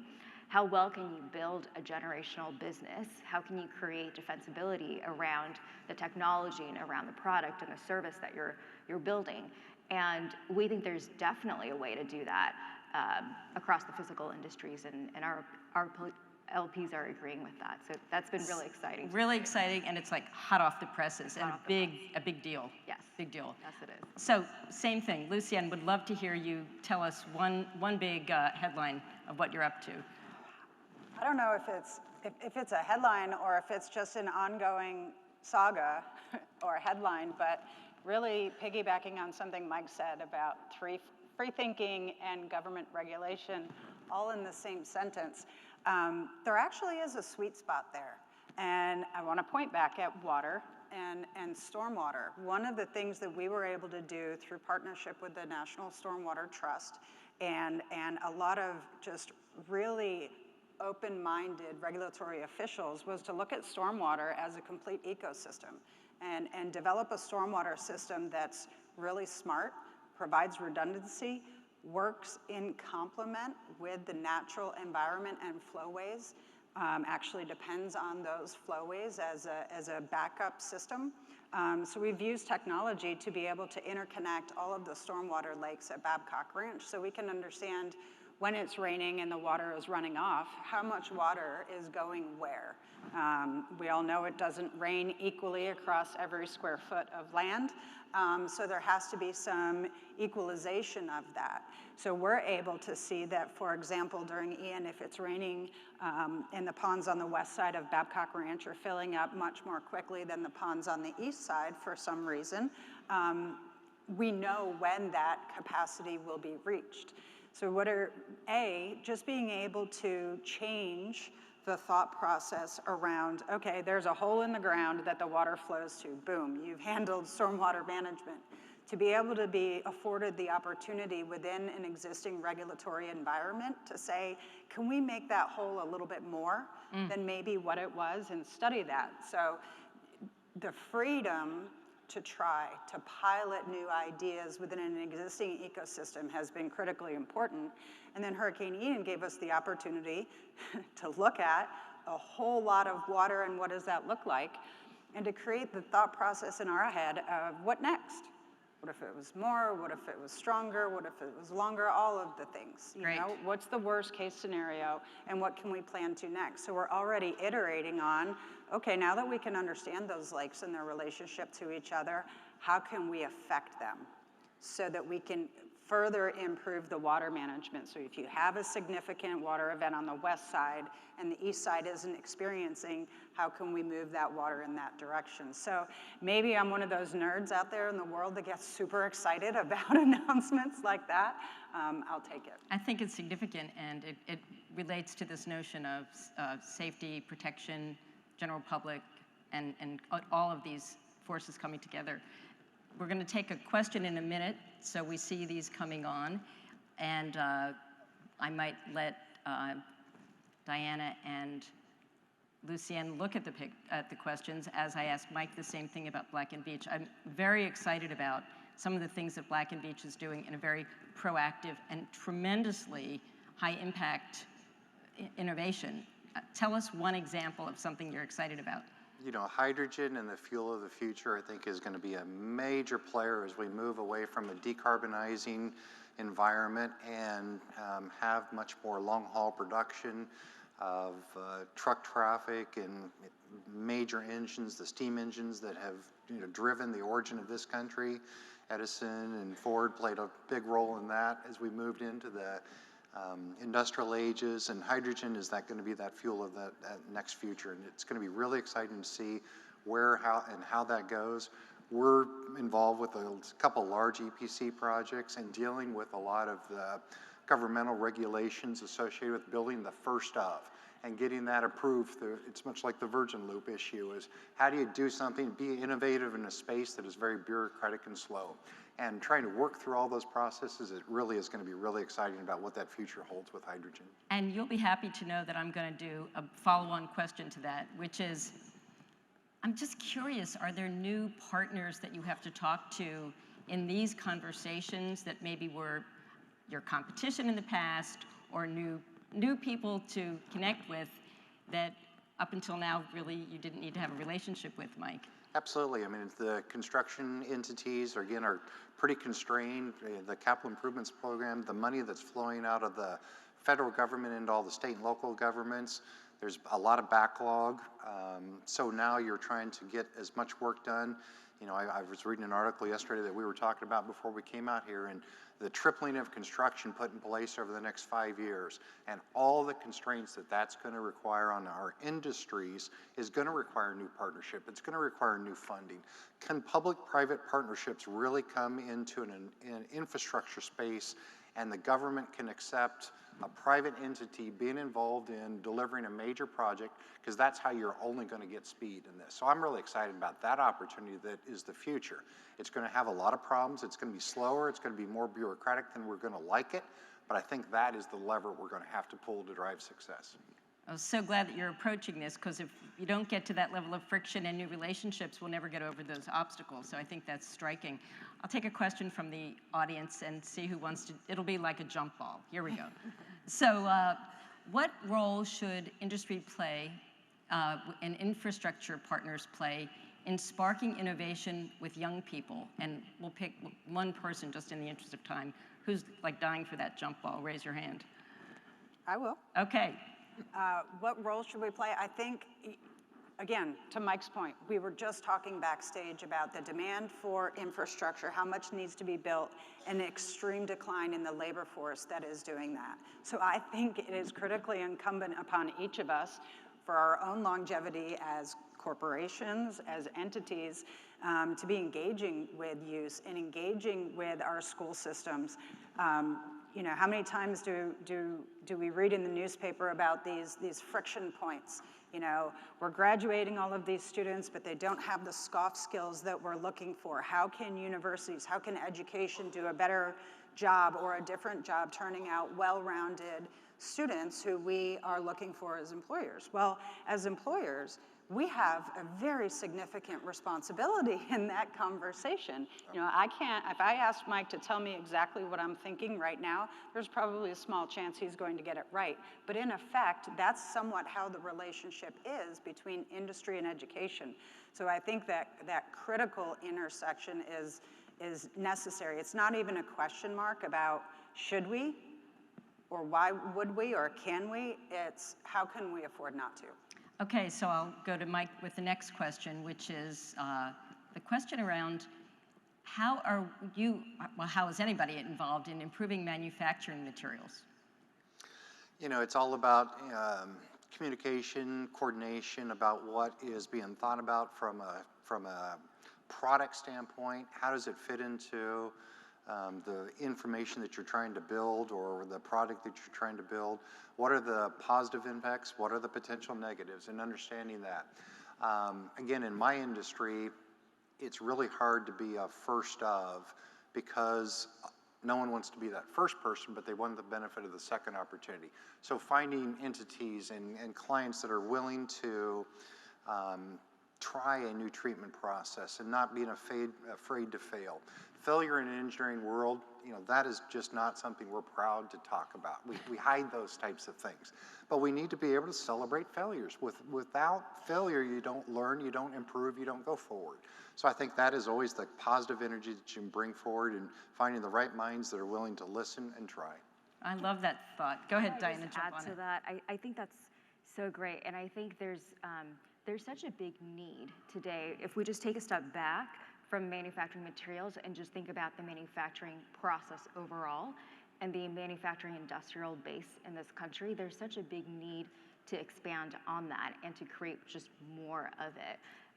We heard Pat Gelsinger earlier this morning talk about the CHIPS Act and the Inflation Reduction Act and all of these policies and legislation that are coming down from DC around taking a lot of the processes and a lot of things that we've been offshoring for the last 50 years and putting that back onshore. Well, guess what? We don't actually have the people or the capabilities or the factories to do all of that. And that's a big problem. That's going to be a really big problem for us, because as we think about expanding, you know, the number of EVs, the number of semiconductors, all of this stuff, we're going to need a big manufacturing base to support that. So I'm really interested in a lot of the manufacturing process improvements. How do we automate that? How do we bring a lot of that back on shore and developing that capability here? Well, I'll do one last theme, and I'm really interested in a theme that came out in our conversations getting ready for this panel, which is this notion of data. So we talked about automation, we've talked about new technologies. What about data? Diana, let's start with you.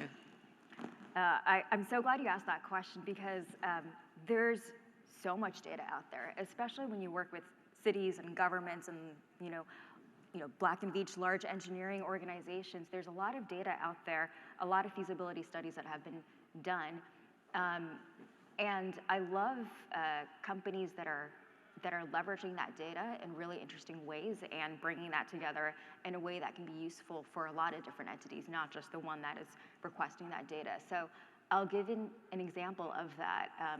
There is a really cool company that we were looking at called Civil Grid that leverage Civil Grid. So they leverage data that have already been collected from cities and local governments around utilities, around the stuff that is underground. And because maybe 20 years ago a utility decided to build this and they have the blueprint somewhere, but nobody really has seen it for a really long time because it's underground. So they take all of this data, they compile it in a very user-friendly way, and the next time their users, who are cities or construction firms or governments that are looking to build a new road, they're able to see, oh, there's a utility line here, therefore we should probably divert the road in another place so that we're not going to incur costs later down the road. That concept of bringing data earlier into the construction design process is actually really, really novel. And it's so obvious, but you're kind of turning the process on its head, because normally what you would do is you'd build a road and then you say, oh, afterwards, actually there's a lot of stuff that we need to do to operate and maintain this and all this kind of stuff.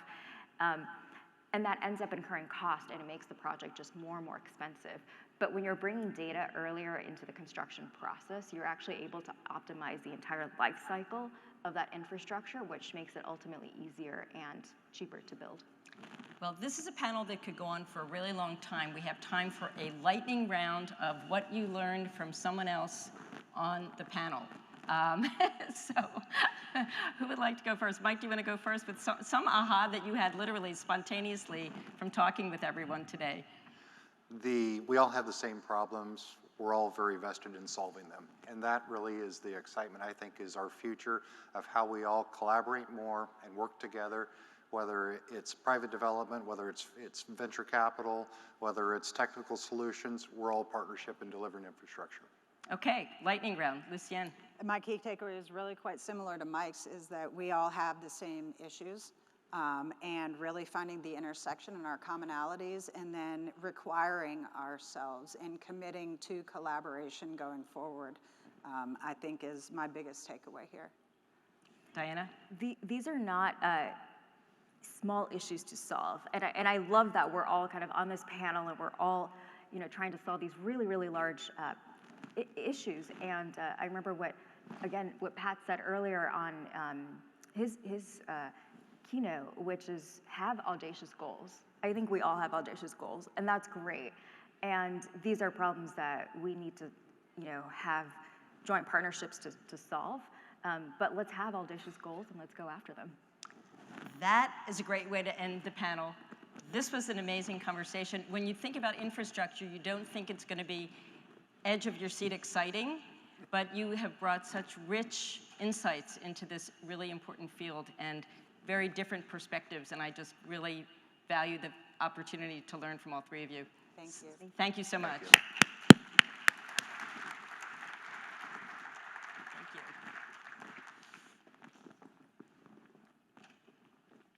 So we just learned from the last panel how important innovation is to address human needs.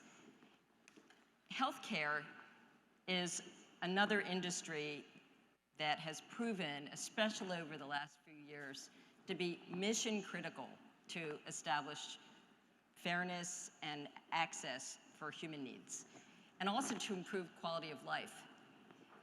And the Edison Awards considers the next innovation so important that they are the winners of the 2023 Game Changer Award. To demonstrate Pillbot, I'd like to welcome to the stage Tori Smith.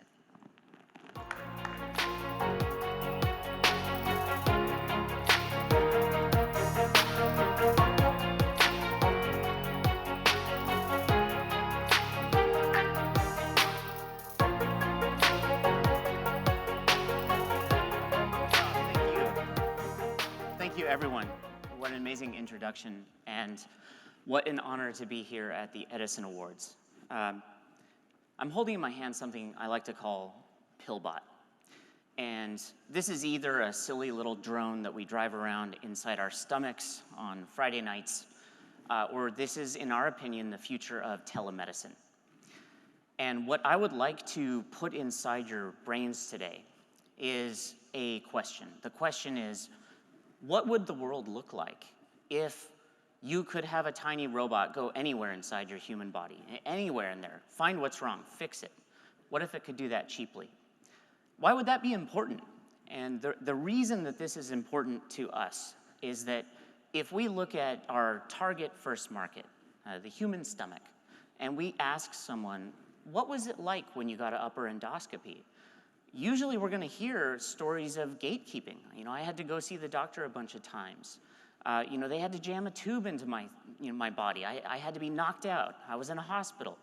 The question is, what if we could simply turn that into a Zoom call, right? And so what we're trying to do here is basically say, if you have a tummy ache and the doc is just asking for a couple of minutes to look around, right? Maybe it's gastritis that we're gonna diagnose. Well, what if we could make a friendly little moving eyeball? How cool would that be? And so the way this specifically works, and I invite you to come to our little booth and grab an Xbox controller, right? Is that you drink enough water to let your tummy fill with water, and then this little robot swims around. And the neat thing is that this only costs us maybe 35 bucks, maybe 50 with the dongle right now to build it. And we think this is going to be a way to take this kind of world-class diagnostics everywhere in the world. You could be in your living room, you could be in a refugee camp, you could be on a military ship, you could be in low Earth orbit or beyond. But you're not going to be anywhere if we're not actually making this for real. And so, Thomas Edison said about 10,000 ways not to build a light bulb preceded, that first light. And we're out in Hayward, California, in the San Francisco Bay Area. And what we do is we build robot pills. And we do that with some of the coolest people around.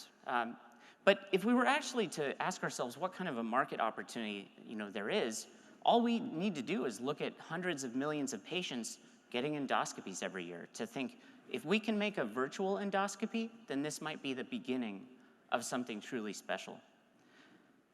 But as we step beyond this, it's not really just about PillBot, it's not just about a moving eyeball in the stomach. It's about what happens when we let the world of science fiction inform the world of healthcare technology. I think we can do brain surgery with future generations of this. And I hope that we planted a seed of inspiration. Thank you so much.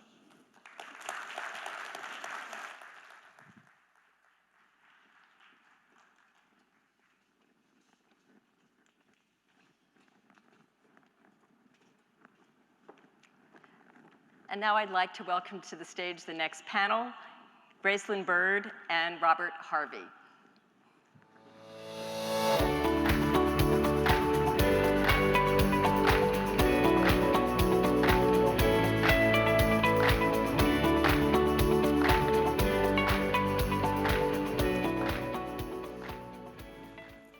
So happy to see you.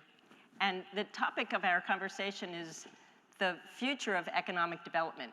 And this time we're going to start with a poll. And we would love to hear from the community which factors will be the most important for the future of economic development.